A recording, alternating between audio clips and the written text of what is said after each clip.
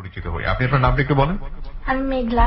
মেঘলা, আপনার ডাক নাম মেঘলা, রাইট? আচ্ছা আচ্ছা, বয়স কত এই মুহূর্তে? 17। 17 বছর বয়স। কোথায় থাকছেন? যাত্রাবাড়িতে। যাত্রাবাড়িতে। আপনার জন্ম জেলা কোনটি? জন্ম জেলা ঢাকা। ঢাকাতেই আপনি জন্মগ্রহণ করেছেন, মানে বড় হয়ে ওঠা সবকিছুই? হ্যাঁ, সবই ঢাকাতে। ওকে, ফাইন। মেঘলা আজকে আছে, বয়স 17 বছর এবং তার বড় হয়ে ওঠা হচ্ছে ঢাকাতেই। সাধারণত আমরা আন্ডার 18 যেটাকে বলি 18 বছর বা প্রাপ্তবয়স্ক যে ব্যাপারটা থাকে, সেটা ছাড়া আমরা সাধারণত হ্যালো 8920 জীবনের গল্প নিই না। কিন্তু এক্সক্লুসিভ হলে এবং লেসনের জায়গাটা থেকে, মেসেজের জায়গা থেকে খুব গুরুত্বপূর্ণ হলে তখন আমরা এই স্টোরি নিয়ে থাকি। তো আজকে যিনি আছেন এখানে, তার বয়স হচ্ছে 17 বছর এবং তার জীবনের গল্প টিনেজ যারা আছে, শুধু টিনেজ আমি বলবো না, একই সাথে যারা প্রাপ্তবয়স্ক আছেন তাদের জন্য আজকের জীবনের গল্পটা অনেক অনেক সেন্সিটিভ একটা জীবনের গল্প। আমরা চলুন তার কাছে শুরু করি। আপনি হ্যালো 8920 তো শোনেন না? হ্যাঁ, অবশ্যই শুনি। আচ্ছা, তাহলে তো আইডিয়া আছে আপনার কিভাবে এখানে সবাই বলে। হ্যাঁ, শুরু করুন। আপনি একেবারে মন খুলে যেভাবে আপনার মতো করে বলতে ইচ্ছে করে, একেবারে শৈশব থেকে। আমি আমার ছোটবেলা থেকে বলতে চাইতেছি। জি প্লিজ। যখন আমি 4 কি 5 এ পড়ি, ঠিক তখনকার সময় নর্মালি আমি আমার চাচা বাবা সবার মানে একমাত্র মেয়ে বললেই চলে, চাচাদের একমাত্র মেয়ে। মানে পুরো গোষ্ঠীতে আপনি একমাত্র ছিলেন? হ্যাঁ। বাবারা কয় ভাই ছিল? 5 ভাই। 5 ভাইয়ের মধ্যে একমাত্র একটা মেয়ে? হ্যাঁ, একমাত্র একটা মেয়ে। আচ্ছা, যখন আপনি ক্লাস 4 বা 5 এ পড়ছেন? 4 বা 5 এ পড়ি। আমার নানু বাড়ির দিক থেকে আমি বড় নাতিন, সবাই মানে অনেক বেশি আদর করে। তো আদর করলো সবসময় একটা গার্ড জিনিসটা কাজ করত। কোন মেয়ে ফ্রেন্ড থাকতে পারবো না, সারাক্ষণ আমার খেলার সঙ্গী বলতে আমার ইমিডিয়েট যে ছোট ভাইটা, সেটাই। যখন আমি ক্লাস 7 এ পড়ি, একটা কোচিং এ, এতদিন বাসায় টিচার রেখে পড়ানো হতো, তো একটা কোচিং এ ভর্তি। নর্মালি কয়েকটা ফ্রেন্ড হয়, বাট আম্মু ওদের লাইক করে না। আম্মু সবসময় চায় আমার কোনো ফ্রেন্ড থাকবে না, কিন্তু ওদের সাথে আমার সম্পর্কটা বা ফ্রেন্ডশিপটা অনেক ভালো। কোন ক্লাসে থাকতে এটা? যখন ক্লাস 7 এ পড়ি। ক্লাস 7 এ পড়েন, ওকে। কোচিং থেকে আমার বাসা খুবই কাছে ছিল, তো ফ্রেন্ডের বাসার নিচে দাঁড়ায় আড্ডা দিতাম, ফাইজলাম টিজলাম করে পাশে চলে যেতাম। তো এরকম প্রায় আড্ডা দিতাম। তো তখন থেকে আমার ভিতরে আমার আম্মু আমাকে এই জিনিসটা ভিতরে ঢুকাইতে চাইছিল যে রিলেশন বা যেসব করে এগুলো ভালো না। আমি সবসময় এই জিনিসগুলো বুঝাইতো আমাকে। তখন মানে যেসব ফ্রেন্ডরা শুনতাম যে রিলেশন করে, বা আমার ব্যাচে পড়তাম যে টিচারের কাছে, যে আমার এদের বড়রাও ছিল, তো তারা রিলেশন করতো সবসময়। আমি দেখতাম যে রিলেশন করতেছে, তার মধ্যে সবসময় একটা জিনিস কাজ করতো, কেন রিলেশন করে, কি দরকার, বা আমার বলে ভালো না তো রিলেশন। তো ওদের প্রতি একটা, যারা রিলেশন করতো তাদের থেকে একটু দূরে থাকার চেষ্টা করতাম। ক্লাস 7 এ থাকতেই মানে আপনার ভিতরে এই ধরনের একটা ব্যাপার ছিল? হ্যাঁ, মানে ভালো লাগতো না, কিরকম জানি মনে হতো কেন। আপনার মা বলতো এগুলো, মানে রিলেশন করা ভালো না? আম্মু বুঝাইতো আর কি, যে মা কখনো এরকম লাইনে যাবা না, বা আমার কষ্ট দিবা না, রিলেশন করবে না। আশেপাশে মানুষ দেখতো যে এই একটা স্টোরি, যে এই যে ওই বাসার মেয়ে না ভেঙে চলে গেছে। আমি একটু আপনার বাবার কথা শুনতে চাই। আপনার বাবা কি করতেন? আমার বাবা ব্যবসা করে।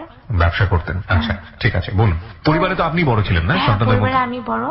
আমার মধ্যে মানে এই জিনিসগুলো, আম্মু জিনিসগুলো সবসময় মাথায় রাখতাম, কিন্তু ফ্রেন্ডদের সাথে আড্ডা দিতেছি, ঠিক আছে। তো এর মধ্যে আমার একটা ফ্রেন্ড ছিল আমাদের এই এলাকাতে, একটা আমার ইমিডিয়েট বড়, 1 ইয়ার বড়। তো আমরা ব্যাচে একসাথে পড়তাম। তো আমি শুনতাম সে আমাদের এই ম্যাডামের বাসায় আশেপাশে কোন একটা ছেলের সাথে রিলেশন করে।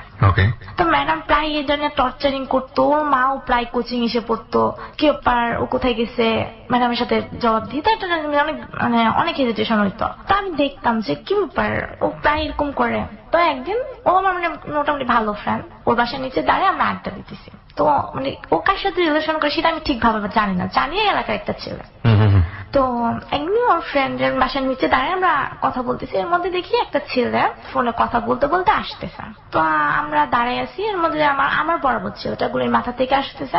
তো কথা বলতেছে, হয়তো কোনো একটা টপিক নিয়ে খুব হাসতেছে। তা আমার না জিনিসটা অনেক মানে নজরে পড়ে যায়, হাসিটা এত সুন্দর, মানুষ হাসি এত সুন্দর হয়। তা আমরা তাকে আছি, আমার ফ্রেন্ডে কি বলতেছে আমি শুনতেছি না, আমি ওই দিনে চলে গেছে। তো আমার ফ্রেন্ড মাত্র বলছে, কি রে কোথায় চলে গেলি? বলছে দোস্ত দেখ ছেলেটার হাসিটা কি সুইট। তো আমার ফ্রেন্ডটা বলতেছে দুষ্ট লোকের হাসি মিষ্টি হয়।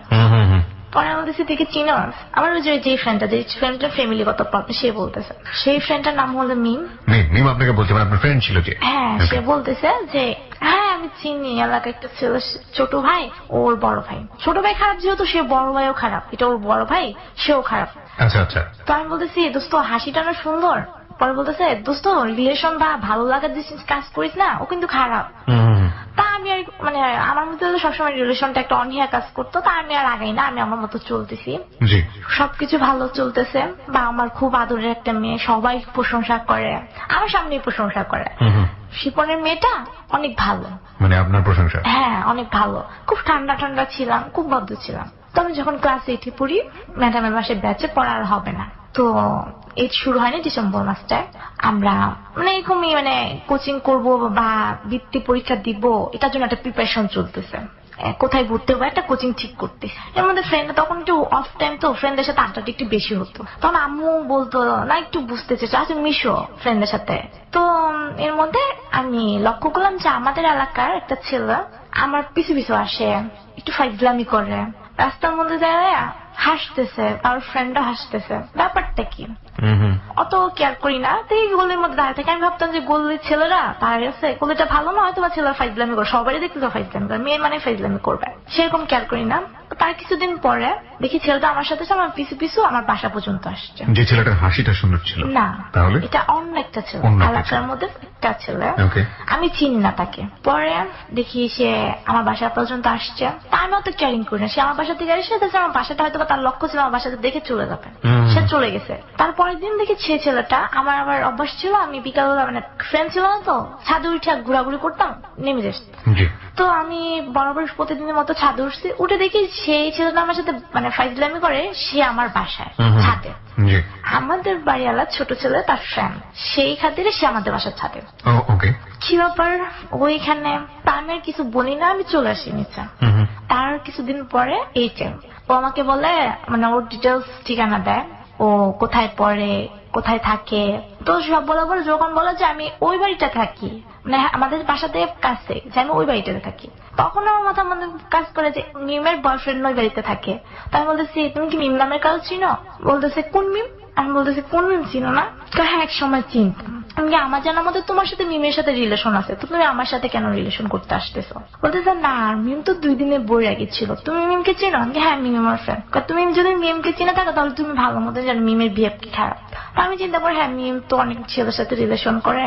তো আমি আর কিছু বলেন পরে দিয়ে বলতেছে আচ্ছা ঠিক আছে তোমাকে বলতে হবে না, তাহলে তোমার কন্ট্যাক্ট নাম্বারটা দিয়েছো। বলছে আমি তো কন্ট্যাক্ট নাম্বার ইউজ করি না। তো আচ্ছা ঠিক আছে তাহলে আমার নাম্বারটা নিয়ে যাও।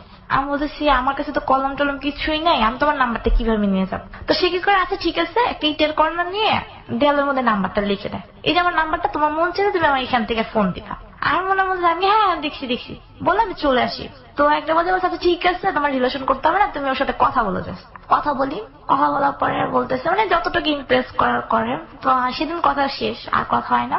তারপর সেদিন আমার আম্মু, মানে এটা বিকেলের কাহিনী, রাতের দিকে আম্মুর সাথে না আমি সব কথা শেয়ার করে ফেলতাম না, অভ্যাস ছিল এটা। তো আম্মু বলতেছে আম্মু এমন একটা ছেলের সাথে এরকম হয়েছে, সবকিছু শেয়ার করে ফেলি।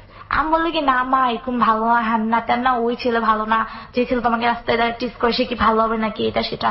আমি কিছু বলি না। তারপরের দিন আমি নর্মালি স্কুলে কোচিং এ যেতেছি, ওর সাথে আমার আর দেখা হয় না। আমার কন্ট্যাক্ট, আমি তখন ফোন ইউজ করি না, ওর সাথে আমার কন্ট্যাক্ট করা পসিবল না। ছেলেটার নাম যেন কি ছিল? ছেলেটার নাম রিহান। তো তারপরের দিন আমি ছাদে, সে আসে, আইসা কৌতন না ফেজলামি করতেছে। তো 10 মিনিটের মাথায় সে একটা চিঠি আমাকে পাঠায়। রেহান একটা চিঠি পাঠায়। তো আমি কিছু বলি না, নিয়ে এসে পড়ি। তো চিঠির মধ্যে নর্মাল ভাবে লেখা লাস্ট তুমি একটা রিকোয়েস্ট রাখো, তুমি আমার সাথে লাস্ট একবার কথা বলবা, ফোন দিবা। আমি পাশে নিয়ে ফোন দিই। ফোন দেওয়ার পরে সে আমাকে নর্মালি কথা বলে, এমন তারপর লাইফের পাস্ট বলে, তার লাইফের পাস্ট একটা মেয়ের সাথে মিম। তো তার লাইফ হিস্ট্রিটা বলে, সে অনেক ভালো ছিল, সে এখন খারাপ হয়ে গেছে, সবকিছুর জন্য দেয় মিম। তুমিও যেতেছো এরকম একটা কিছু করতে। পরে বলছে আচ্ছা ঠিক আছে তোমার সাথে আমার রিলেশন থাকবে, আচ্ছা ঠিক আছে সবকিছু মেনে নিলাম। তা আমার একটা মায়া কাজ করে যে সেটার সাথে একবার ধাক্কা খাইছে, এখন আমার কারণে আমার ফ্রেন্ড, তো এখন আমিও আবার এই কাজটা করবো, সেটা আরো খারাপ হয়ে যাবে। তা আমি একটা মানে রিলেশনটা করি এই কারণে যে ছেলেটাকে ভালো বানায় ফেলবো। তার সাথে আমার মানে রিলেশন, হ্যাঁ বলি যে রিলেশন, কিন্তু সেটা রিলেশন বলে না। সপ্তাহখানিক পরে রাতে কোনো আমি পড়তেছি, আম্মু ঘুমাই গেছে আগে গিয়ে, আম্মু ফোনটা পেয়েছি, নাম্বারটা ডায়াল করে ফোন দিলাম, কেমন আছে কি করো হ্যান ত্যান। তো আস্তে আস্তে রিলেশনটা চলে 3-4 মাসের পরে। তো তখন একটু মানে কথাটা বেশি হতো, মানে পরীক্ষা রাতে একটু বেশি পড়তাম। তো এর মধ্যে রাতে ফোন দিত, কথা বলতো। তো মানে এক পর্যায়ে আমিও উইক হয়ে যাই। তো আমিও দেখতেছি সেও ভালো, প্রতিদিন দেখা হইতেছে, সে আমাদের বাসায় প্রতিদিন আসতেছে, মানে ফোনে কথা হইতেছে কিন্তু প্রতিদিন আমার বাসায় নিচে আসতেছে, আমি গেটটা খুললে ওনাকে দেখতেছি। আমি Okay. চলে যেতেছে। Okay. তার কিছুদিন পরে আমি না মানে শুনতেছি ওই এলাকার মধ্যে জিনিসগুলো ছড়াই দিতেছে, এরে বলতেছে তারে বলতেছে, মানে আমারে দেখলেই বলতো না, ওর সাথে যে দাঁড়ানো না তাকেই বলতেছে। পরে দিয়ে মানে তারপরে আমার কানে মানে শব্দ আছে যে ও তো এই মেয়ের সাথে রিলেশন করে, আমাকে বলতেছে ও তো ওই মেয়ের সাথে রিলেশন করে, ও তো ওই মেয়ের সাথে রিলেশন করে, এরকম করে অনেক মেয়ের কাছে কথা বলতেছে। তো আমি ওরা জিজ্ঞেস করলাম না এরকম কিছু না, সত্যি কথা বিলিভ করো, এই কসম সেই কসম কিছু না, বিশ্বাস করো। তার মধ্যে একদিন হঠাৎ করে একটা মেয়ে আমার কাছে আসছে, আমার একটা ফ্রেন্ড, মেয়েটার নাম তিশা। তো সেই ফ্রেন্ডটার মাধ্যমে একটা মেয়ে আমার কাছে আসছে, এমন এমন আপু জানো না ওর সাথে আমার রিলেশন, আমি ওকে অনেক লাভ করি, আমাকে অনেক লাভ করে। কাকে সেটা? রেহানকে? হ্যাঁ। ওকে, হঠাৎ আমাকে করে সেটা- একজন এসে বলছে। হ্যাঁ। ওকে, আচ্ছা ঠিক আছে। তা আমি তো বলতেছি আমার কষ্ট হইতেছে ভিতরে ভিতরে। মানে মেয়েটা আসলে কেন আপনার সঙ্গে কথা বলছে? এই কারণে বলছে কি আমার যে সাথে রিলেশন ব্রেকআপ করে দিতে, সে তার সাথে রিলেশন। মেয়েটা জেনেছে আপনার সঙ্গে রেহানের রিলেশনশিপ আছে? না না বলছে আচ্ছা ঠিক আছে, আমি সাথে সাথে ফোন দিই। এমন তুমি কি এই নামে কাউকে চিনো? না চিনি না, সত্যি চিনি না, আমি এই নাম তো ফার্স্ট শুনলাম আজকে। ওকে ফাইন, আচ্ছা তুমি কালকে মেয়েটাকে নিয়ে এসো আমার সামনে, আমি আসবো না কালকে মিট করতে, তখন নিয়ে এসো। আচ্ছা ঠিক আছে নিয়ে আসবো। আমি পরের দিন ওকে আসতে বলি, তো সেও আসে, কিন্তু সে সামনাসামনি, মেয়েটাও সামনাসামনি, আমি তিনজন সামনাসামনি। মেয়েটা বলতেছে তোমার সাথে না আমার রিলেশন চলতেছে, তুমি ওর সাথে কিভাবে রিলেশন করছো? তোমাকে তো আমি চিনি না, তুমি কে, কোথায় থাকো? মানে পুরাই অবাক ভাবে বলতেছে যে ওরে চিনি না। মেয়েটার এক্সপ্রেশন থেকে বোঝা যাচ্ছে ওর সাথে রিলেশন আছে, কারণ মেয়ে বড় কথা বলতেছে, কান্না করে। পরে আমি আচ্ছা ঠিক আছে জিনিসটা ক্লোজ হয়ে যাক, আমি দেখি কি করা যায়। কে বলছে এটা? আমি। মানে আপনি এটা বুঝতে পারলেন যেটা অস্বীকার করছে আসলে ছেলেটা? আপনার কি মনে হয়েছিল সেই সময়টা? আমার মনে হচ্ছে রিলেশন আছে, কিন্তু কিছু একটা আমার কাছে লুকাইতেছে, হয় ওই মেয়েটা কিছু একটা লুকাইতেছে, নয় রেহান কিছু একটা লোক আছে। হ্যাঁ। কিছুদিন পরে আমি কন্ট্যাক্ট মানে আমি একটু দূরে সরে যেতে চাই। তাহলে পরে আমার নিজে নিজে ভাবলাম যে আসলে কি জিনিসটা সত্যি নাকি মিথ্যা। আমি ওকে ফোন দিই কিছুদিন পরে, এমন মন সত্যি করে বলো তো তোমার সাথে কি রিলেশন? তো আচ্ছা তোমার কাছে আমি লুকাবো না, সত্যি ওর সাথে আমার রিলেশন ছিল, কিন্তু এখন আর নেই, আগে ছিল, কিন্তু আগের জিনিসটা এখন হয়তো আমাকে লাভ করে, সেই কারণে এরকম করতেছে। এসএসসি তে পড়ুয়া একটা ছেলে এই মুহূর্তে দুটো রিলেশনশিপের কথা বললো, একটা হচ্ছে মেয়ের সাথে, একটা হচ্ছে মেয়েটার সাথে। এছাড়াও আমি শুনলাম এলাকাতে রিলেশন করে, কিন্তু সেটাগুলো প্রুফ না, কান কথা শুধু, কিন্তু হাতে হাতে প্রুফ এটাই। তো যাই হোক মানে জিজ্ঞেস করলো অস্বীকার, এই একটাই কথাই স্বীকার করছে। তারপরে কিছুদিন পরে এরা আমাদের রিলেশন ভালো চলতেছে। আমি যখন মানে এই যে অক্টোবর মাসে একটা মেয়ে, সে আমার ওই যে ফ্রেন্ড তিশা তার কাজিন, তো সে আমাকে হঠাৎ করে ফোন দেয়, আপু আমি তিশার কাজিন। ওকে ফাইন, তিশার কাজিন, তুমি কেন আমাকে ফোন দিতেছো? এমন এমন রেহানের সাথে আমার রিলেশন, তোমার কারণে আমার রিলেশনটা হইতেছে না।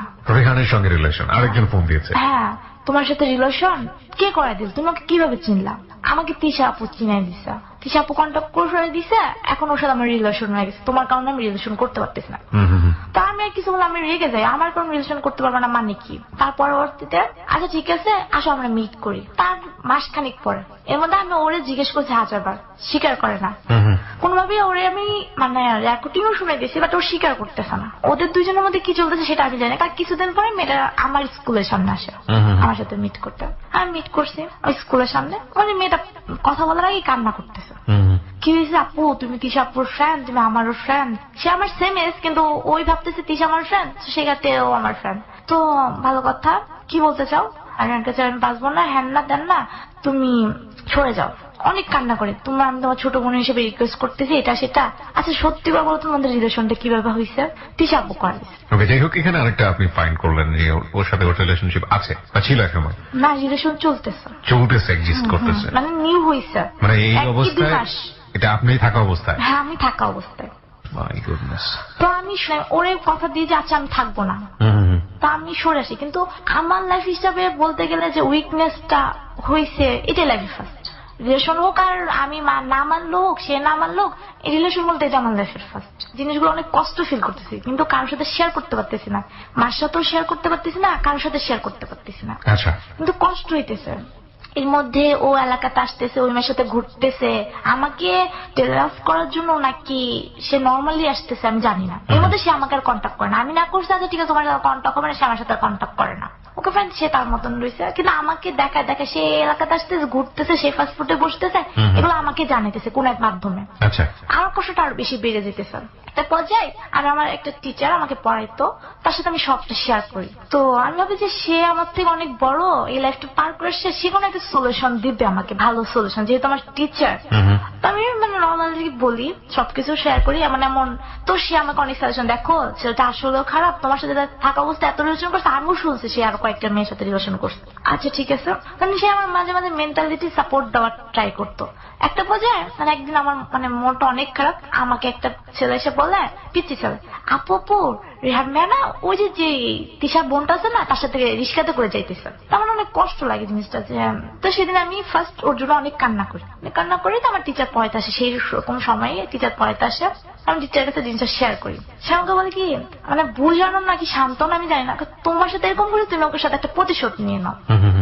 কিরকম, তার একটা ভাই আছে, তোমার যেরকম ভাবে হোক তার কন্ট্যাক্ট নাম্বারটা আমি কালেক্ট করবো, তোমাকে দিব। আচ্ছা ঠিক আছে। তো তার ভাইকে দিয়ে কি করবো? তার সাথে রিলেশন করে, তার মতো ছেলেকে রিলেশন করে তুমি ঠকাইতে পারবে না। তুমি তার ভাইটা অনেক ইনোসেন্ট, তার রিলেশন করে তুমি একটা ধাক্কা দিয়ে দাও, যেহেতু ভাই কষ্ট লাগবে। সুতরাং তার আপন ভাইয়ের সঙ্গে রিলেশন করো, তাই তো? তার আপন ভাইয়ের সাথে রিলেশন, ছোট না বড় ছিল? বড়। বড়, ওকে। ওর সাথে রিলেশন করে তুমি ওকে একটা ধাক্কা দিয়ে দাও, ভাই তো যেহেতু ছোট ভাই কষ্ট লাগবে, যখন বড় ভাই কষ্ট পাবে কষ্ট লাগবে। এটা কে পরামর্শ দেয় আপনাকে? টিচার? আমার টিচার। ওকে ভাই তার নাম্বার কিভাবে পাবো? কেন তোমাকে কি সে ওর ভাইয়ের নাম্বার দেয় না? না, ওর ভাইয়ের নাম্বার, ওর সাথে আমার কন্ট্যাক্ট হয় না, ভাইয়ের নাম্বার কোথায় পাবো? একটা পর্যায়ে সেই নাম্বারটা কালেক্ট করে দেয়। তো আমি ফোন দেই না, কিন্তু আমার মধ্যে একটা জিদ কাজ করতেছে ওর প্রতি। এতদিন মানে যেগুলো মানে বিন্দু বিন্দু কষ্টগুলো এখন একটা জিদ হয়ে গেছে। একটা দিনে আমি ওর ভাইকে ফোন দিই। আচ্ছা। ফোন দিই, তার সাথে আমার সাথে ফ্রেন্ডলি কথাবার্তা, মানে রিলেশন যে করবো সেরকম কিছু না, ফ্রেন্ডলি কথাবার্তা চলতেছে। মাঝখানে আমার এক্সাম, তার মধ্যে ভালো লাগে না, আবার ওই পেনটাও কাজ করে। একটা পর্যায়ে কন্ট্যাক্ট করা বন্ধ করে দিই ওই ছেলেটার সাথে। আমার মোবাইলও নাই, প্রবলেম হয় অনেক। তো নাই না, তার প্রায় 6 মাস পরে আমার টিচারটা বলে, কি ব্যাপার ওই ছেলেটার সাথে কথা হয় না? হ্যাঁ না, আমি কি পারলাম না, তো জিদটা শুধু জিদে রয়ে গেল, ওর সাথে তো রিলেশন করতে পারলাম না। মেয়েরা কি না পারে, এরকম কোনো ব্যাপার? হ্যান ত্যান। আচ্ছা ঠিক আছে, তুমি আজকে ফোন দাও। তারপরে 2013 সালের জুন মাসে নতুন করে আমি তাকে ফোন দিই। অনেকদিন পর, লং টাইম পরে ফোন দিছি, নর্মালি কথা হইতেছে এমন এমন। এর মাঝখানে যে তার সাথে আমি কথা বলছি না। এটা কাকে ফোন দিয়েছেন? রেহানকে না রেহানের বড় ভাইকে? রেহানের বড় ভাইকে। ওই যে তার সাথে আমার রিলেশন করে তাকে একটা ঠকানোর চেষ্টা, সে তার হলো না তখন আর। তার পরবর্তীতে মানে আমার ভিতর সেই জিদটা কাজ করতেছে, ওরে যেভাবে কষ্ট দিবই, যেভাবে হোক। তার মধ্যে এর মধ্যে আমি জানি না ওর বড় ভাইটা আসলে কোনটা, কখনো দেখিও নাই। তো জুন মাসের 28 তারিখে তার সাথে আমাকে ফার্স্ট মিট হয়। এর মাঝখানে কিন্তু তার আগে প্রায় তার সাথে মানে টোটালি কন্ট্যাক্ট বলতে গেলে 6-7 মাস হয়ে গেছে, কিন্তু তার সাথে আমার মিট করা কখনো হয়নি। তখন সে আমাকে মানে বললো, আচ্ছা ঠিক আছে, আজকে আমরা মিট করবো। খুব বৃষ্টি হইতেছে, বৃষ্টির মধ্যে আমি দেখতেছি একটা ছেলে দ্বারা কথা বলতেছে ফোনে, আমিও ফোনে কথা বলতেছে, সেও ফোনে কথা বলতেছে, রোডের মধ্যে বৃষ্টি হইতেছে। আমি ডাউট করিনি এইটাই, তো ডাউট করিনি এইটা, কিন্তু আমি খুব অবাক হয়ে যায় যে এই ছেলেটা তো সেই ছেলেটা, যে ছেলেটার হাসিটা খুব ভালো লাগছে। Very interesting, very interesting. Okay. তো আমি না পুরো মানে সারপ্রাইজ হয়ে যায়, আমি তাকে পরিচয় দিই না, আমি তোমার সামনে দিয়ে আমি গেছি, কিন্তু তুমি আমাকে দেখো নাই। ওকে। তো বলতেছে, আমি তোমাকে দেখি নাই। কি বলো? আমার সামনে দিয়ে গেল, কই গেল? আমি তো দেখি নাই, একটা মেয়ের যেতে দেখছি, সেটা কি তুমি? তার সাথে আমি দেখা করি, তো আমি তার সাথে সামনে আমি এসে পড়ছি, এসে অন্য একটা গুড়িতে চলে। কি নাম ছিল ওর? তার নাম রুদ্র। রুদ্র। তো আমি চলে এসে অন্য একটা গুড়িতে চলে গেছি। তো চলে যাওয়ার পরে সে আমাকে দেখে না, তো কিছুক্ষণ পরে সে বৃষ্টিতে ভিজে ভিজে আমার কাছে আসে।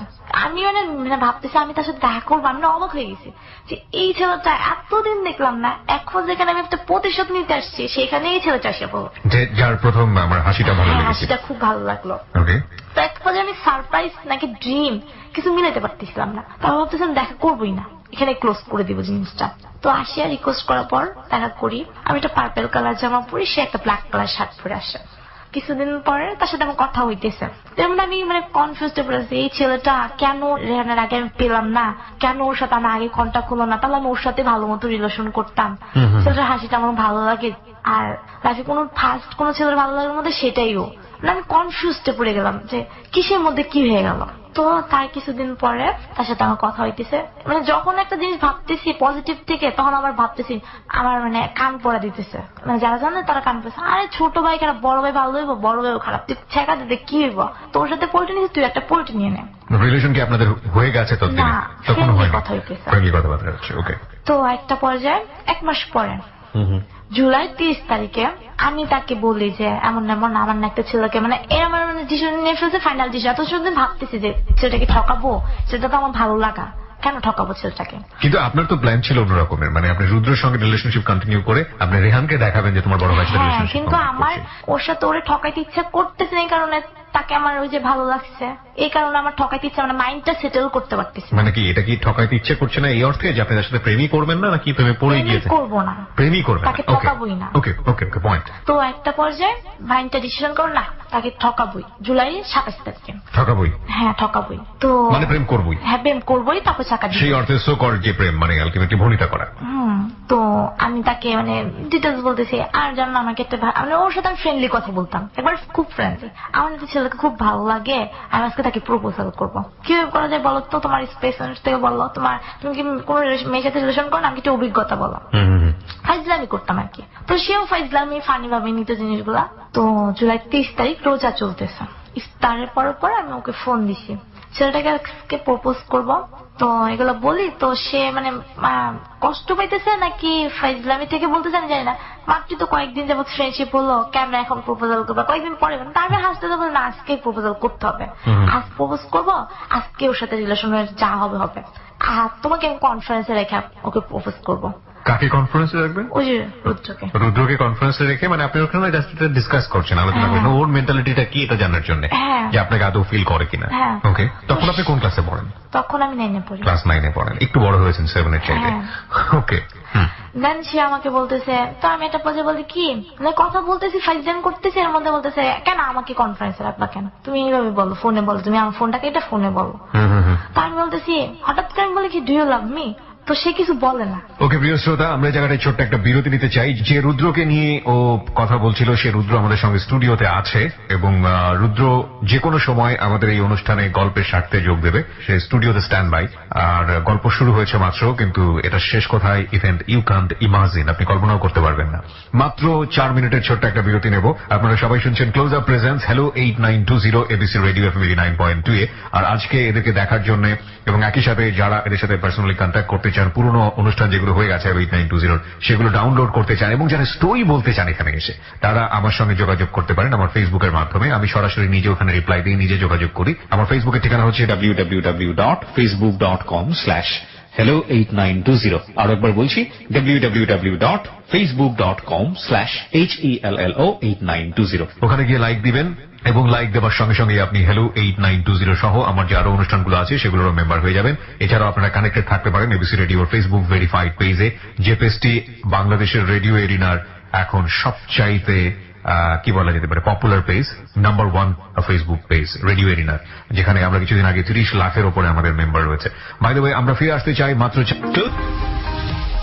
সময় রাত একটা। প্রিয় শ্রোতা, আরো একবার স্বাগত জানাচ্ছি ক্লোজ আপ প্রেজেন্স 8920 তে। আমি আরজি কিপিয়া রয়েছে আপনার সঙ্গে এবং আপনারা শুনছেন এবিসি রেডিও FM 89.2। মেঘলার কাছে আমি আবারও ফিরছি। যারা আমার পেজটিতে রয়েছেন, যারা অলরেডি জানেন যে এখানে আপনারা যদি স্ট্যাটাসটাতে কমেন্টস করেন, সেগুলো আমরা অনুষ্ঠানের শেষে গিয়ে পড়বো। আমাদের ফেসবুকের ঠিকানা www.facebook.com/hello8920। আর একবার বলছি www.facebook.com/hello8920। প্লিজ ওখানে গেলে লাইক দিতে ভুল করবেন না। হ্যাঁ মেঘলা, যেখানটাতে ছিলাম আমরা, ধরা খেয়ে গেলেন, তারপর? তো আমার তো হাত পা পুরো মিনিটের মধ্যে ঠান্ডা হয়ে গেছে, ঠান্ডা করে দিতেছে, এখন কি করবো? তো নর্মালি আম্মু। রুদ্র, ওই মুহূর্তে কেমন লাগছিল যখন আপনার মানে অভিভাবকের সামনে পড়ে গিয়েছেন? কি করছিলেন আপনি? মানে আমার লাইফে মনে হয় যে মানে জীবনে মানে আমি এরকম ভয় পাইনি আর কখনো। মানে আমার এতটা ভয় লাগছে, আমি টোটালি করছিল। ভদ্রমহিলা সে সময় কি করছিল? জাস্ট দাঁড়িয়ে আমার দিকে তাকিয়েছিল, কোনো কিছু বলেনি আমাকে। আমি আতঙ্কিত হয়েছিলাম, আমিও মানে আমারও মনে হচ্ছিল এরকম যে আমার পা জমে গেছে, আমি হাঁটতে পারবো না, মানে ওখানেই দাঁড়িয়ে। তো আমি ওরে কোথায় দিব, এখনো গেট খুলে নাই, কোথায় পাঠাবো? আমি হেজিটেশনের মধ্যে পড়ে গেলাম। আম্মু বলো ওকে বাসাতে বের করো, তারপরে হিসাব তোমার সাথে করতেছি। তো আমি ওরে বের করে বলি তুমি ছাদে চলে যাও। এবার আম্মু আমাকে তো এত রাত তো ও কেন বাসায়, আমাকে তো মানে উনি নেগেটিভ জিনিস, মানে আমাদের ভিতরে পজিটিভই ছিল, কিন্তু তখন আমার মাথার মধ্যে জিনিসটা আসে আসলো তো এত রাতে আমার বাসায়, জিনিসটা তো যে কোনো শুনে নেগেটিভ নিয়ে নেবে। তা আমি বলে ও কেন বাসায়? আমি এর মধ্যে কান্না করতেছি, কথা বলতে পারতেছি না। আম্মু 100টা কোশ্চেন করতেছে, আমি একটা কথা অ্যান্সার দিতে পারতেছি না। তো ওরে আবার বলে যে ছাদের থেকে কেউ দেখে ফেললে আমাদের মানে যাবে মেয়ে। আম্মু ওরে ঘরে আনে বসায়। তো বসে সকালবেলা বের করে দেই নর্মালি। তো আম্মু জিনিসটা নিয়ে অনেক বেশি মানে ডিপলি চলে গেল জিনিসটা। আম্মু ভাবতেছে কত কিছু। তো একটা পর্যায়ে আমি ওর সাথে তো শেয়ার করলাম। তো আমার সেদিন সারা রাত কান্না করতে করতেই গেছে। তো ওরে বললাম, ও আচ্ছা ঠিক আছে জিনিসটা আমি দেখতেছি। আম্মুর সাথে কথা বলে আম্মু বলে কি আচ্ছা এমন চলে গেছে, আম্মুর কমিটমেন্টটা ছিল তোমরা বিয়ে করে ফেলো। সঙ্গে সঙ্গে না মানে ভাব গতিতে বুঝাইতেছিল। আমি জানি না ওরে বলছে, ওরে কি বলছে তা ভাব কি বলেছিল আপনাকে? আমাকে বলছিল যে ওকে বিয়ে করে নিতে, যদি আমি সত্যিকারই ওরে লাভ করে থাকি, আর ও যদি আমাকে সত্যিকার লাভ করে থাকে। এটা কবে বলেছিল? ওই ঘটনার পর, ওই সময় বলেছিল? ঘটনার পর থেকে। ওকে ফাইন, বলুন তারপর। তো আমার মধ্যে তো কাজ করতেছে, কষ্টটা কাজ করতেছে, আম্মু কষ্টটা কাজ করতেছে, আমার মধ্যে কাজ করতেছে ওরে বিয়ে করে ফেললে সে কেউ কখনো মেনে নেবে না। তো একটা পর্যায়ে আম্মু জিনিসটা বেশি মানে একদিন দুদিনের মধ্যে কথা, পরের দিন সন্ধ্যাবেলায় ও নর্মাল না আমার বাসায় আমাকে পড়াইতে আসছে, আসবে না, আসছে। আমি খুব কান্না করতেছি, আম্মু আমাকে অনেক বকা দিছে, এই কাজটা কিভাবে করলা, কি হলো না হলো। তো আমি খুব কান্না করতেছি। তো রুদ্র আসছে। তো ও কখনো ফার্স্ট টাইম থেকে কখনো আমার চোখের পানি সহ্য করতে পারতো না, ও কান্না করতেছে। তো বলতেছে আচ্ছা ঠিক আছে দেখি আমরা কিছু একটা করবো। তো তার কিছুদিন পরে, যেটা জানুয়ারি মাসের কথা, তো তার কিছুদিন পরে ফেব্রুয়ারি 14 ফেব্রুয়ারি আমরা নর্মালি ঘুরতে গেছি। এর মধ্যে আমার জানো না আমরা বিয়ে করে ফেলবো এরকম কিছু একটা। তো নর্মালি যেটা ফানের মধ্যেই ছিল, বিয়ে আর হয় নাই। তো পরবর্তীতে ওই ঝামেলাটা আবার উঠে আসে। আম্মু বলতে যে তোমার ফ্যামিলি মেম্বারকে জানো, আমরা ফ্যামিলি কথা ভাবে বিয়ে দিয়ে দেবো। কিন্তু ওর পক্ষে তো ফ্যামিলি মেম্বার জানানো তো ইম্পসিবল, বিয়ে করবো এটা বলা তো ইম্পসিবল। আমি জিনিসটা বুঝতেছি কিন্তু আম্মু তো জায়গাটা বুঝতেছে না। কষ্ট লাগে এটা আমাদের ফ্যামিলি মেম্বার, এই ঝামেলাটার পর ফ্যামিলিতে আরো ঝামেলা চলতেছে। তো আম্মু 14 তারিখের পরে প্রায় মানে সন্দেহ করতো আমরা কি বিয়ে করছি নাকি, আসলে কি বিয়ে। আমি ফান করে বলতাম কি আমি যে ভালোবাসা দিবসের দিন বিয়ে করবো, কিন্তু আসলে আমরা বিয়ে করিনি। তো একটা পর্যায়ে ও নাকি আম্মুকে বলে দিছে যে আমরা 14 তারিখে বিয়ে করে ফেলছি। ও আমাকে বলছে, আগে বলার আগে আমাকে বলছে আচ্ছা ঠিক আছে আমরা এখন বলি জিনিসটা ঠান্ডা হোক, অনেক ঝামেলা চলতেছে বাসার মধ্যে, বলি জিনিসটা ঠান্ডা হোক তারপর আমরা এই কয়েকদিন মধ্যে বা পরে একটা করে নেবো। আচ্ছা আম্মুকে বলে ফেলছে আমরা বিয়ে করে ফেলছি। ভালো কথা, কোথায় বিয়ে করছো? আমরা মানে নর্মালি বলতে গেলে বানায় চানা একটা বললাম যে আমরা সুন্নতি বিয়ে করছি। না আমার মধ্যে কাজ করতেছে যে যাকে এটা বলে ফেলি, আস্তে আস্তে ওর কাছ থেকে আমি এখন মানে কি করবো তখন বুঝতেছিলাম না। তো তখন মোটামুটি বিলিভ করতে পরে আমার মাথার মধ্যে জিনিসটা কাজ করতেছে সুন্নতি বিয়ে কিভাবে করে, কাবিন নামার নাই কিছু নাই, কিভাবে বিয়ে করলো। তো একটা পর্যায়ে আম্মু কি করলো, ওরে একদিন আমাদের মধ্যে ঝামেলা চলতেছে অনেক। তো আমার বাসায় আসছে, নর্মালি পড়াতে আসছে। তো এর মধ্যে ও আমাকে আম্মু আসছে পরে হঠাৎ আমি আর ও বসে আছি, এর মধ্যে কি যেন একটা ঝামেলা হয়েছে আমাদের সাথে, ওর মন খারাপ আমার মন খারাপ, আমি সারাদিন খুব কান্না করছি। তো পরে আম্মু বলতেছে আজকে কাজে আনলে তোমাদের পাশে বিয়ে দিয়ে দেবো। কেন আমরা তো বিয়ে করছি, আবার আমি বলতেছি আমরা তো বিয়ে করছি সমস্যা কি। তো আম্মু ওরে বলতেছে তোমরা যে বিয়ে করছো, ওরে বলতেছে তোমরা যে বিয়ে করতেছো সেটা তো কোনো প্রমাণ নাই, কোনো কিছু নাই, এই বিয়ে আমি মানি না। এই বিষয়টা আপনার বাবা জানতো ওই সময়? না বাবা জানতো, আমার কাছে আম্মু হাইড করছে, আমি হাইড করতে বলছি। তো পরবর্তীতে আম্মু, আমার তো মাথা আসমা কি বলে নগদে নাকি কাজের সাথে আমার কথাও হয়ে গেছে, কাজে আসতেছে। তা আমার তো আকাশ জমি সব, এটাও তো ফল্ট ছিল, আমার প্ল্যান ছিল তো বিয়ে করবো না ওরে, কারণ এটা কখনো মেনে নেবে না, ওর লাইফটাও শেষ আমার লাইফটাও শেষ, ও কখনো পারবে না। ওর মাকে ও অনেক লাভ করে, ও সবসময় বলতো ওর মার চোখের পানি আমার চোখের পানি ও কখনো দেখতে পারে না। এখন আমাকে জিনিসটা কনসিডার করতে হবে, কারণ ওর মা তো মা তো কনসিডার করতে পারবে না। তো আমি যেতাম যে ওটা যখন চলে গেছে একটা কোন একটা পর্যায়ে জিনিসটা কাটাই নিব। তো এখন দেখি বিয়ে সবকিছু হাজির, কাজী হাজির। তো আমি ওরে বারবার বলতেছি, ও বলতেছে হ্যাঁ আমি রাজি, আমি বিয়ে করবো। এক মিনিট, এখানে একটু রুদ্র আপনার কাছে জানি যে আপনি তো জানতেন বিষয়টা অনেক ডিফিকাল্ট আপনার ফ্যামিলির জায়গাটা থেকে, এবং আপনি ও যেটা বলছিল যে মা ফ্যামিলি কেউ কখনো মেনে নেবেন না, সেক্ষেত্রে আপনি ওর মার কথায় আপনি রাজি হচ্ছিলেন কেন? আমি ফার্স্টে ও তো বলছে যে আমি ওর চোখের পানি বা আমার আম্মুর চোখের পানি আমি সহ্য করতে পারতাম না। ফার্স্ট হচ্ছে আমার মা, আমি আমার মার কোনো কথা মানে আমার লাইফের কোনো হিস্টোরি তার কাছে আমি লুকাইতাম না, শুধুমাত্র ওর ঘটনা আমার বাধ্য হয়ে লুকাইতে হইতো, কারণ ওরটা পছন্দ করতো না। রাইট, আপনি জানতেন যে আপনার ফ্যামিলি থেকে জিনিসটা জটিল হয়ে যাবে। জটিল হয়ে যাবে। তো এবং সেই অর্থে আপনি কেন তাহলে ওর মার কথা আপনি কেন রাজি হচ্ছেন? আমি এটা ওকেও বলতাম, এটা ও বুঝতো, আমিও বুঝতাম, বাট যখন জিনিসগুলো সিচুয়েশনগুলো এমন ভাবে হয়েছে ওই সময় ওই মুহূর্তে, আমি যদি তখন অস্বীকার করি তাহলে আমার অনেকগুলো মিথ্যা চলে আসবে। যেমন ফার্স্ট টাইম আমরা বলছিলাম আমরা এর আগে বিয়ে করছি, তাহলে এখানে বিয়ে করতে সমস্যা কি? ফার্স্ট এটা হচ্ছে। সেকেন্ড হচ্ছে সে আমাকে এক রাত দেখছে, তার সম্মানটা নষ্ট হবে, তার মায়ের কাছে সে ছোট হয়ে যাবে। তো ওই জিনিসগুলো আমার মাইন্ডগুলো আমার মাথায় কাজ করতেছে। Very important. লাইফের রিয়েলিটি গুলো কখনো কখনো কোনো লজিক মেইনটেইন করে না। এবং একটা কথা আছে, মিথ্যা যদি আপনি একবার বলেন পরপর ওই মিথ্যা ঢাকার জন্য আপনাকে অনেকগুলো মিথ্যা বলতে হয়। এবং মিথ্যার শক্তি এতটাই নাজুক যে এটা সত্যের মুখোমুখি দাঁড়িয়ে একটা সময় পরাজিত হতে বাধ্য। কোনটা হয়তো একটু বেশি সময় নেয়, কোনটা হয়তো বা একটু অল্প সময় নেয়, কিন্তু মিথ্যা পরাজিত হবেই। জি, আবারও আপনার কাছে ফিরি। তো পরবর্তীতে আমি প্রায় দুপুরের দিকে আমাদের বাসায়, দুপুর কি বিকালের দিকে আসে, তো আমি ওরে বলতে থাকি তুমি কি ডিসিশন নিতে, তুমি তো ভাই বানো, ওটা তো ফল ছিল, ওটা তো তোমার বলার খাতিরে বলছি, তো তুমি তো ভাই বানো, ভালো মতো জিনিসটা ভাই বানো। আমি শুধু এই কথাই বলতেছি, তুমি তো চিন্তা ভাবনা করে নাও। তো ও আমার বলে হ্যাঁ আমি ভাইবা চিন্তা বলতেছি, তোমার বিয়ে করবো দেখে ভাইবা চিন্তা বলছি, আমি কি না ভাইবা বলতেছি। তো যাই হোক একটা পর্যায়ে আমাদের বিয়ে হয়। বিয়েটা হয় মানে বিয়েতে কে কে ছিল? বিয়েতে ছিল আমার আম্মু আর আন্টি। আপনার বাবা ছিল না? আপনার বাবা এটা জানতো না? বাবা জানতো না। বিয়ে করে কাবিন করেই বিয়ে হয়? হ্যাঁ, কোর্ট কাবিন করে বিয়ে হয়। কোর্ট কাবিন, কাজী আমি কাবিন। একটা জিনিস বুঝতে পারছি না যে আপনার মা কেন এই বিয়েটা দিতে চাইলেন? আম্মু উনি কি বুঝতে পারছিলেন না যে ওনাকে অনেক পরবর্তীতে অনেক ধরনের বড় ধরনের রিয়েলিটি ফেস করতে হবে? আম্মু সবসময় এই জিনিসটা ভাবতো যে ও আমাকে লাভ করে, আমাকে লাভ করে, আম্মুকে লাভ করি। দেন এত বড় একটা জিনিস হয়ে গেছে, মানে ওই রাতের বেলা থাকাটাই। হ্যাঁ, আম্মু ভাবতেছে অনেক কিছু হয়ে গেছে, আসলে তো কিচ্ছু না। এবং এটাকে কেন্দ্র করে বিয়েটা করে ফেলো, যেভাবে পারো বিয়েটা করে ফেলো। হ্যাঁ, তার মধ্যে আমরা বলছি যে কিন্তু উনি পরবর্তীতে যে জটিল অবস্থা তৈরি হবে এগুলো উনি ফেস করবে কিভাবে, এটা চিন্তা ভাবনা কি ওনার মাথায় ওই সময়টাতে ছিল, নাকি শুধু বিয়ে হওয়ার হয়ে যাক তারপরে যা হওয়ার হবে? হ্যাঁ, রুদ্রপদে কিছু একটা বলতে চাচ্ছেন, বলেন। আমি বলতে চাচ্ছি উনি যখন এই জিনিসটা করে তখন আমার যতটুকু এখন যে আমার বর্তমান অবস্থা সেই প্রেক্ষিতে উনি তখন সেই অবস্থায় মানে ওই অবস্থা থেকে বাঁচার জন্যই শুধু একটা ডিসিশন নিছে যে আমি ওর সাথে একটা রাত ছিলাম বা আমরা ইমাম সাহেবের কাছে গিয়ে সুন্নতি বিয়ে করেছি, এই ধরনের কথাগুলো বলার প্রেক্ষিতে সে একটা ডিসিশন নিজস্ব ভাবে নিচ্ছে। এবং এই ডিসিশনটা ছিল সম্পূর্ণ ডিসিশনটা নেবার পরে যে কি হতে পারে, কি ধরনের সমস্যা হতে পারে, যেহেতু এটার প্রতি তার কোনো চিন্তাই ছিল না। হ্যাঁ, যেটা বলছিলেন আপনি যে আপনার কাছে ফিরে মেঘলা, তারপর কি হলো? বিয়ে হলো? বিয়েটা করছি। হ্যাঁ, একদিক থেকে আনন্দ লাগতেছে, কিন্তু একদিক থেকে কষ্ট লাগতেছে যে জিনিসগুলা কোথা থেকে কি হয়ে গেল, অবাক লাগতেছে। আমি কখনো বিয়ের জিনিসটা কখনো কল্পনাও করিনি, হবে না কখনো ফিউচারটা চিন্তা করে। একদিকে আনন্দ লাগতেছে, একদিকে কষ্ট লাগতেছে। যা একটা বছর সন্ধ্যা বিয়ের পরে চলে যায়, 500 রাত বলতে যে কথা, যে জিনিসগুলো সেগুলো আমাদের মধ্যে কিচ্ছু নাই। তো দিন যাইতেছে, আম্মু জানতেছে জাস্ট, কিন্তু ওর মানে আব্বু জানে না, কেউ জানে না জিনিসগুলা। এখন আম্মু অনেক সাপোর্ট করতেছে। আমার এসএসসি এক্সামের মধ্যে বিয়েটা হয়। একটা পর্যায়ে কিভাবে যেন শুধু ছোট ভাই মানে জিনিসটা জেনে যায়। তো এখান থেকে আমার মা ও প্রেশার ক্রিয়েট করতেছে ওর ফ্যামিলিতে জানাতে বলো।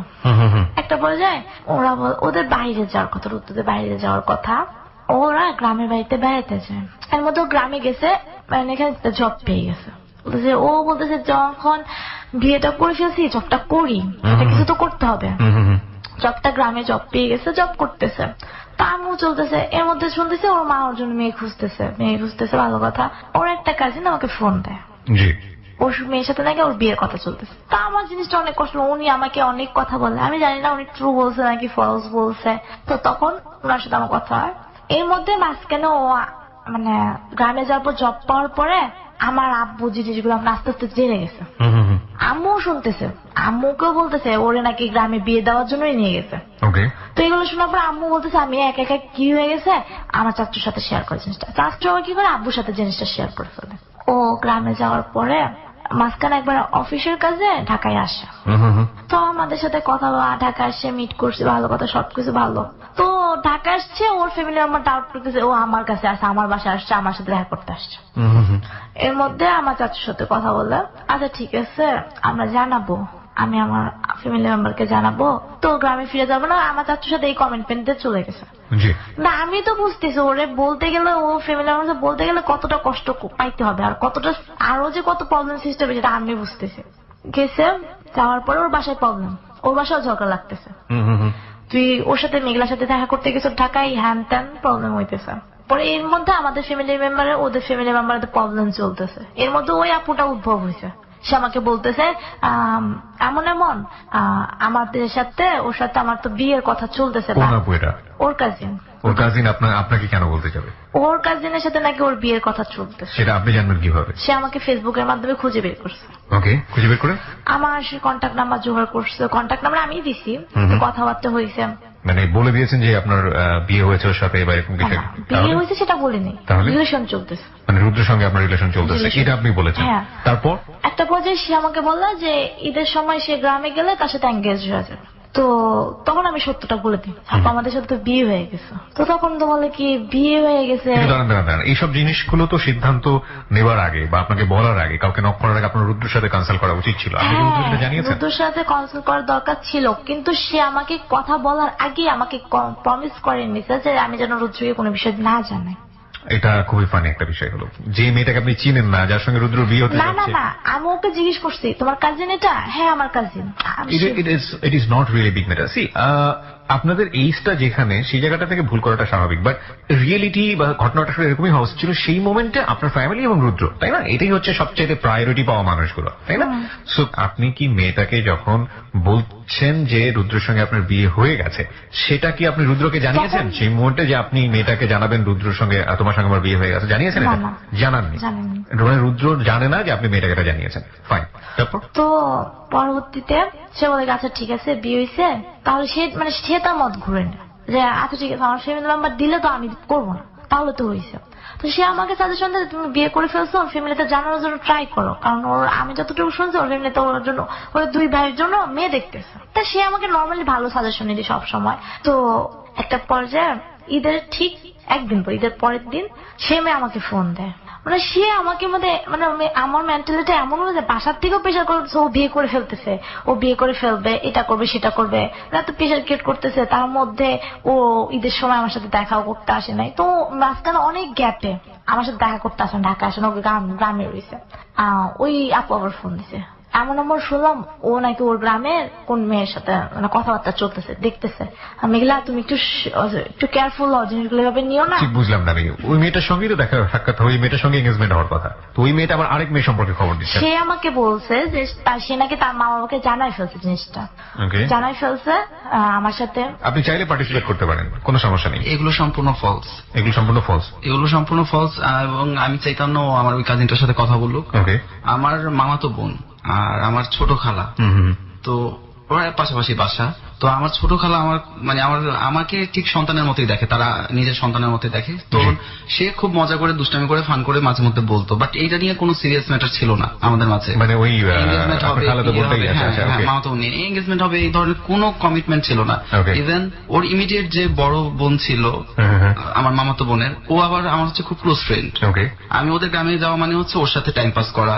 তো ওই সূত্রে আমার ওই মামাতো বোনের সাথে ওর আমার ফ্রেন্ডের ছোট বোন, তো ওই হিসাবে আমার সাথে মোটামুটি ক্লোজ হয়। বাট তার মানে এই না যে আমাদের সাথে কোনো ধরনের কমিটমেন্ট ছিল বা এই ধরনের কোনো কিছু ছিল, কোনো কিছুই ছিল না। এই ঘটনাটা অনেকেই জানে না, আমি একটু পার্টিসিপেট করি। সেটা হচ্ছে আমার মা ওখানে আমাকে বিয়ে দিতে চায়নি। আমাদের মূলত যাওয়া হচ্ছে, আমার মা ইউএসএ তে চলে যাবে, আমার বাবা আমেরিকাতে থাকে, সেখানে চলে যাবে, ওনারা সিটিজেন ওখানে, আমার বোন বাবা ওখানে, তো আমার ফুল ফ্যামিলি চলে যাবে। হয়তো আমারও যাওয়া হতো, সামহাও আমার যাওয়া হয়নি, সেটার ম্যাটারও আসবে। ঠিক আছে, ফাইন। আমি একটা জিনিস একটু বলি, সেটা হচ্ছে যে ঠিক আছে, আমি বারবারই বলি হ্যালো 920 তে প্রিয় শ্রোতা, যখন একটা মানুষ তার জীবনের গল্প বলেন, লাইক আমি কি বিয়াও যদি বলা শুরু করি, তাহলে আমি এখানে অ্যাক্টিভ ভয়েস। আমি যাদের সম্পর্কে বলবো, যার সম্পর্কে বলবো, অনেক কিছু সত্য মিথ্যা মিলিয়ে আমার নিজের একটা সত্য দাঁড় হয়। কিন্তু যে মানুষটাকে নিয়ে বলছি সে থাকলে পাশাপাশি এখানে বাদানুবাদ হওয়ার একটা সুযোগ থাকে, যেটা আজকে হ্যালো 920 হচ্ছে, হুইচ ইজ রিয়েলি গুড। আমি জাস্ট দুটো জিনিস, আপনাদের স্টোরিটা আমার দরকার নেই, আমি শুধু দুটো জিনিসের ব্যাপারে স্টিক হতে চাই। একটা হচ্ছে যে ও যেটা বলছে আপনার খালাতো বোন না মামাতো বোনকে আপনার সাথে তার বিয়ে হয়েছে, মানে আপনার হাজবেন্ড আর ওয়াইফ, এই বিষয়টা আপনার মামাতো বোনকে সে বলেছে। এটা কি আপনি জেনেছেন কোনোভাবে? আচ্ছা, ওর মামাতো বোনকে কি আপনাদের বিয়ের কথা আপনি বলেছেন? হ্যাঁ বলেছি। আচ্ছা, এটা কি মামাতো বোন আপনাকে কোনোভাবে বলেছে রুদ্র? না। তার মানে ওদের মধ্যে হয়তো একটা কমিটমেন্ট ছিল যেটা আপনার সাথে ব্যাপারটা শেয়ার করেনি। মামাতো বোনের সঙ্গে বিয়ে হওয়ার কথা ছিল না দ্যাট ইজ নট ইম্পর্টেন্ট। ওর জায়গা থেকে ওটা অন্যরকম, মামাতো বোন হয়তো আপনাকে অন্যভাবে ব্যাখ্যা করেছে, so this is not really important. Fine. তারপরে মামাতো বোন একদিন পরে আপনাকে বললো যে গ্রামের কোন একটা মানুষের ঈদের সঙ্গে পরে বিয়ে করতে। তো ঈদের ও আমাকে বলছে ভাবে ঈদের পরে তো অনেক জায়গায় বিয়ে হয়ে যায়, ওকে যদি ঈদের পরে বিয়ে দিতে আমাকে এরকম কিছু বলছে। আচ্ছা রুদ্র, তখন আপনি কি বলতেন ওর ফ্যামিলি? সত্যি কথা বলতে কি আমাকে কেউ দেখতে যেত না বা আমার ফ্যামিলি থেকে কাউকে দেখেও নেই। না, কিন্তু যখন এই কোশ্চেনগুলো ওরা সন্দেহ করছে তখন আপনার অ্যান্সারটা কি থাকতো ওর ফ্যামিলির প্রতি, ওর প্রতি? না, এটা সম্পূর্ণ মিথ্যা, এগুলো তোমাদের ভুল ধারণা। ফাইন ফাইন, তারপর? তা আমাকে এগুলোতে বোঝানো হইতো, কিন্তু আমার মধ্যে একটা কাজ করতো যে কিছু ঘটলে তো কিছু রটে, তোমরা হয়তো দেখতেছো দেখে তোমাকে স্বীকার করতে না, আমার তখন ওর প্রতি আমার একটা রাগ কাজ করতেছে, বা তোমার আমার দেখতে পারে তোমাকে মানে স্বীকার করতেছে না কেন? আপনি সন্দেহ করতেন? সন্দেহ বলতে চলে আসতো। ওকে, ট্রু ট্রু, আসাটাই তো স্বাভাবিক। পরে কষ্ট হইতো, তোর কাজিন আমার কাছে শেয়ার করতেছে, এগুলো বলতেও পারতিস না ওর কাছে, প্রমিস করে রাখছে। তো একটা পর্যায়ে ঈদের পরের দিন ওর খুব দেখতে ইচ্ছা করতেছে, তো আমি কি করি বাসা থেকে একটা পর্যায়ে না বলে ও গ্রামে চলে যাই, ও গ্রামে। তো নর্মালি ও তো রেগে টেগে শেষ। তো যাই হোক একটা পর্যায়ে দেখা করতে আসছে, খুব বৃষ্টি, তার রাস্তার অবস্থা খুব খারাপ, তাও দেখা করতে আসছে। দেখা করে আমাকে আমি বলতেছি তুমি আমাকে ঢাকায় দিয়ে আসো। আমি মূলত ওরা আনতেই গেছি, তো ঢাকায় নিয়ে আসি ওরা। তারপরও তখন ওর মা বাবা কিভাবে জানে বুঝে ফেলে যে আমার বাসা, ও কথা ঘুরে ফেলে যে এখানে ওখানে বা কোনো ফ্রেন্ডের বাসায় আসছি বা ওর গ্রামের বাড়িতেই আছে এটা বলে, কিন্তু ওর মা বুঝে ফেলে যে আমাদের বাসায় আছে। না, ওকে যে আপনি আপনার বাসায় নিয়ে আসলেন, হ্যাঁ, আপনার বাবাও তো তখন বোধহয় জানে না যে আপনাদের বিয়ে হয়ে গেছে। বললাম না জেনে গেছে মাঝখানে। ও মাঝখানে জেনে গেছে, মানে তখন আপনার বাবা থাকতে দিচ্ছে? জিনিসটা মাইনে নিয়েছে, মেনে নিয়েছে এক ধরনের, ফ্যামিলি মেম্বারটা তখন এক ধরনের মেনে নিয়েছে। হ্যাঁ। বলুন তারপর। তখন মাঝখান দিয়ে একটা জিনিস মিস্টেক করে এসছি। আচ্ছা বলেন। আমি ওর ছোট ভাইকে ফোন দিয়ে বলে দিই, রাগের মাথায় ফোন দিয়ে বলে দিই আমরা বিয়ে করে ফেলছি। ওকে, ওর ছোট ভাইকে বলে দিলেন? আচ্ছা। হ্যাঁ, তো এইটা নিয়ে ওর বাসায় অনেক প্রবলেম হয়, মানে ওর বাসায় তো মানে তুলপার হয়ে গেছে এক পর্যায়ে, ওর বাসায় আর উঠাবেই না। মানে রুদ্র, আমি আপনার কাছে যাই, আপনার বাসায় তো হলে ব্যাপারটা জানাজানি হয়ে গেল। জি, প্রথমে যখন ও বলছে তখন এটা নিয়ে আমার ফ্যামিলিতে একটা মানে বিশাল ঝড় যায়। আমি এমনও দিন গেছে বাসায় থাকতে পারি না, কিন্তু আপনাকে তো ফার্স্ট জিজ্ঞেস করার কথা ফ্যামিলি মেম্বাররা যে আমাকে রেহান যা বলছে বা আপনার ছোট ভাই যেটা বলছে সেটা সত্য কিনা। আমি অস্বীকার করছি, আমি তাদের কাছে স্বীকার করিনি। কেন করেননি? করিনি কারণ হচ্ছে ওই অবস্থাতে তাদের কাছে স্বীকার করলে এখানে আরো বেশি কথা শুনতে হবে। শুধু কথা শোনার জন্য আপনি স্বীকার করবেন না? না না না, কথা শোনাটা ফ্যাক্ট ছিল না, মানে আমার কাছে বড় ফ্যাক্টটা ছিল আমার সময়টার দরকার, একটা সঠিক সময় দরকার। এবং হচ্ছে ভাবতো যে এখন যদি আমি মনে নিয়ে বের হয়ে যাই বা একটা কোনো একটা ডিসিশন নেব আমি কি করে খাওয়াবো, আমার মধ্যে এই জিনিসটা কাজ করতো। মানে আমি জাস্ট সময় চাইতাম যে ও ইন্টার ফার্স্ট ইয়ারে পড়ে, না সে সময় তো আপনি বোধহয় একটা জবও করতেন বোধহয় ছোটখাটো। মানে জাস্ট স্টার্ট করছি, আমি ওরে বলতাম যে আমার মনে হয় আর বেশি দিন লাগবে না, আমি ওভারকাম করতে পারবো, বা আমার মধ্যে একটা এক ধরনের প্ল্যান ছিল। আসলে সত্যি কথা বলতে কি আমি আজকে শেয়ার করে ওর কাছে, আমার মা কিন্তু আজকে মাঝরাতে চলে যাবে। আমার মা মূলত হচ্ছে আমি চাইছিলাম যে তারা চলে গেলে দেন লাইফটা আমার, আমি যদি তারা চলে যাওয়ার পর একটা ডিসিশন বলতাম তখন তারা কিন্তু বাধ্য হইতো মেনে নিতে। এখানে আপনাকে একটু থামাই এবং লিসনারদের সবাইকে একটু নোট করছি, রিলেশনশিপের এই যে অবস্থা আপনারা দেখছেন ফ্যামিলি জায়গা থেকে কমপ্লেক্সিটি এখানেই থেমে থাকেনি এবং এটা শেষ পর্যন্ত কোথায় গিয়ে দাঁড়িয়েছে, এটা যে কত বড় জট পাকিয়েছে পুরো সমস্ত জায়গাটা থেকে। এবং আরেকটা ইনফরমেশন আমরা পেলাম যে আজকে মাঝরাতে ওর ফ্যামিলি চলে যাচ্ছে। This is a very good information, যেটা পরবর্তীতে আমাদের স্টোরির ক্ষেত্রে কাজে লাগবে। আমরা ছোট্ট একটা বিরতি নিতে চাই প্রিয় শ্রোতা, মাত্র 4 মিনিটের বিজ্ঞাপন বিরতি। 4 মিনিট পরে আমরা আবারও ফিরে আসবো ক্লোজ আপ প্রেজেন্স হ্যালো 8920-তে। আপনারা যদি এদেরকে দেখতে চান চলে আসতে পারেন আমাদের ফেসবুক পেজে। আমাদের ফেসবুকের ঠিকানা www.facebook.com/hello8920। আরো একবার বলছি www.facebook.com/hello8920। ফিরে আসছি মাত্র 4 মিনিট পর। 4 মিনিট পর আরো একবার ওয়েলকাম করছি প্রিয় শ্রোতা, আপনারা সবাই শুনছেন close up presence hello 8920 ABC radio FM 89.2 এ। আমি আরজি কিবরিয়া রয়েছে আপনার সঙ্গে এবং আজকে এখানে রুদ্র ও মেঘলা রয়েছে তাদের জীবনের গল্প নিয়ে। মেঘলার কাছে আমি আবারও ফিরছি, যারা স্টোরি বলতে চান তাদের মতো আপনারা আমাদের সঙ্গে যোগাযোগ করবেন। আমাদের ফোন নাম্বারটি হচ্ছে 09613892892। আমি আবারও বলছি 09613892892। হ্যাঁ মেঘলা, তারপরে কি হলো? এটাই রিসেন্টলি বছরের রোজার ঈদের কথা। তখন ওর মা জেনে যায় ও আমার বাসা থেকে একটা প্রেশার ক্রিয়েট করতেছে, ওর ফ্যামিলিতে জানাইতে বল। ওর সিচুয়েশন গুলো আমি বুঝতেছি কেন জানাইতে পারতেছে না, কেন কি করতেছে না। আবার ওইখান থেকে ওর প্রেশার ক্রিয়েট করতেছে তুমি ঢাকায় যেতেছো, তুমি মেঘলার সাথে দেখা করতে কেন যেতেছো। তার কিছুদিন পরে সপ্তাহখানিক পরে এর মধ্যে রোজার মধ্যে মানে একটা ছেলের সাথে আমার ফেসবুকে কথা হয়। মানে ফেসবুকে কন্ট্যাক্ট করে সে আমাকে পরিচয় দেয়, সে রুদ্র ফ্রেন্ড। ওকে আমি নর্মালি তার কাছে জিনিসগুলা মেটার গুলা শেয়ার করি। তো তার কাছে আমি এটাও শেয়ার করে ফেলছি আমি বিয়ে করে ফেলছি।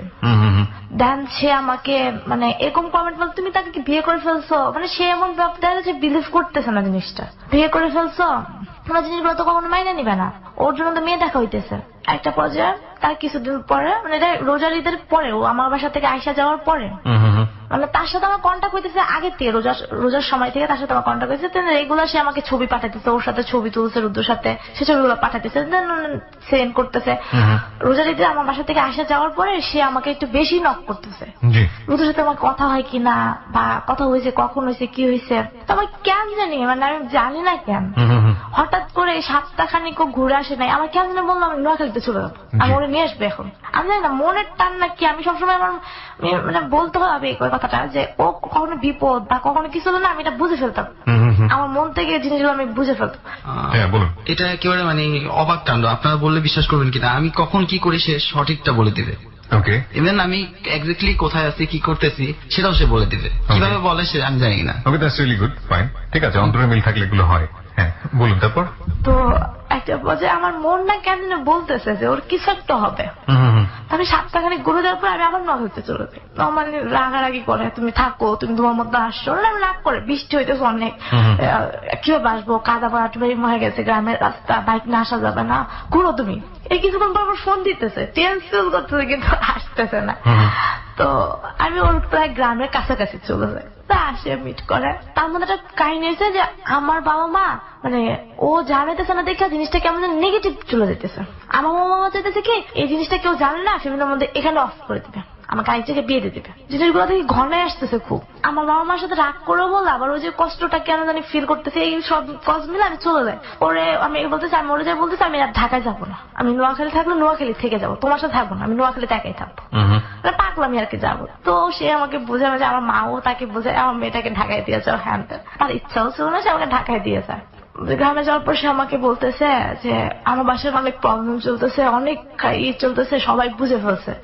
এটা এখন শিওর ভাবে জেনে গেছে যে ও আমার সাথে মিট করতে আমাকে ঢাকায় নিয়ে আসছে, শিওর জেনে গেছে। ও বাসায় অনেক প্রবলেম চলতেছে, ওর বাসায় নেই, কোথায় আসলো, আমি চিটাগাং আছি।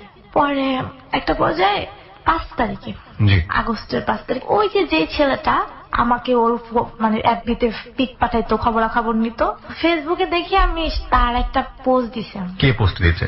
ওই যে ফ্রেন্ড রূপে আমাকে বলছে যে আমি ওর ফ্রেন্ড। বাই দ্য ওয়ে, এই ফ্রেন্ডটা কি আপনাকে অ্যাড রিকোয়েস্ট পাঠিয়েছিল না? হ্যাঁ, সে আমাকে রিকোয়েস্ট এবং আপনি অ্যাড করেছিলেন তাকে। এই ফ্রেন্ডের সঙ্গে যে আপনি কথাবার্তা বলেন এটা কি আপনার হাজবেন্ড জানতো? হ্যাঁ, আমি তাকে বলছি, সে আমাকে না করছে তার সাথে কথা বলতে। তারপর আপনি কথাবার্তা বলতেন? হ্যাঁ, তার সাথে কথাবার্তা বলতাম এই কারণে সে আমাকে বলতেছে ছেলেটা ভালো না বা হ্যান ত্যান, কারণ আমার ভিতরটা সবসময় কাজ করতে গিয়ে আমার যে জিনিসটা না করা হইতো না আমি সেই জিনিসটা বেশি করে করতাম, which is really bad। এর আগেও আপনাকে না করেছে একটা বিষয় নিয়ে, আপনি সেটা শোনেননি। আচ্ছা ঠিক আছে, তো এই ছেলে ফেসবুকে একটা পোস্ট দিয়েছে, কিসের পোস্ট ছিল সেটা?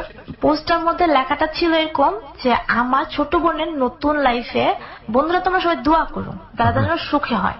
নিচে ছবিটা ছিল আমার হাজবেন্ডের বিয়ে শেরওয়ানি পরা ছবি, আর একটা মেয়ের মানে বোর শাড়ি টাড়ি পরা, সাজটাজ বোর সাজ। সেটা আপনি তার ফেসবুক থেকে দেখলেন? এর আগে আপনার সঙ্গে রুদ্র যোগাযোগ ছিল না ফোনে? হ্যাঁ, যোগাযোগ ছিল, ওর সাথে আমার কথা হইতেছে। This is a very important part. এখন কথা হচ্ছে যে আজকালকার যুগে ফটোশপ করে অনেক কিছুই করা যায়, আমার কাছে মনে হচ্ছিল সবকিছুই মিথ্যা, বাট হাউ ইট হ্যাপেন, যদি সত্যি হয়ে থাকে তাহলে আমি একটু রুদ্রর কাছে যাই। এখান থেকে আমি আপনার কাছে ফ্লোর দিচ্ছি, কি ছিল ঘটনাটা? আসলে ঘটনাটা সত্যি ছিল, মানে আপনি বিয়ে করেছেন? হ্যাঁ, ওখানে আমার কিভাবে হলো বিয়ের? জিনিসটা হয়েছিল, আমি যখন 3rd টাইম ওর বাসা থেকে যাই, 3rd টাইম বাসা থেকে গেলে জাস্ট আমাকে আমার মা বলে যে তোমার একটা দাওয়াত আছে, চলো দাওয়াতে যাই। ওকে। আমি কিন্তু ওইটাই ফার্স্ট টাইম ফ্যামিলিতে যাওয়া, তো আমি দাওয়াত হিসাবেই যাই। ওটা কি চিটাগাং? না, ওটা হচ্ছে আমাদের গ্রামের বাড়িতেই কাছেই। আচ্ছা। যাওয়ার পথের যখন প্রায় শেষ দিকে, তখন আমার কাজিন এবং আম্মুর কথাবার্তা আমি বুঝে ফেলি। জাস্ট ওই মেয়েটার যার সাথে আমার বিয়ে হয়েছে তার 2 ভাইকে আমি চিনি, কিন্তু তাদের এই ধরনের বিবাহযোগ্য বোন আছে সেটা আমি জানতাম না। তো তখন তাদের কথাবার্তা বুঝতে পারলাম যে আসলে তারা ওই মেয়েটাকে দেখতে যাচ্ছে। তখন আমি এক প্রকারের রাগারাগি করি আম্মুর সাথে, কিন্তু সেটা মানে অত হার্ডলি করি না, কারণ ওখানে অনেক আত্মীয় স্বজন থাকে আমার।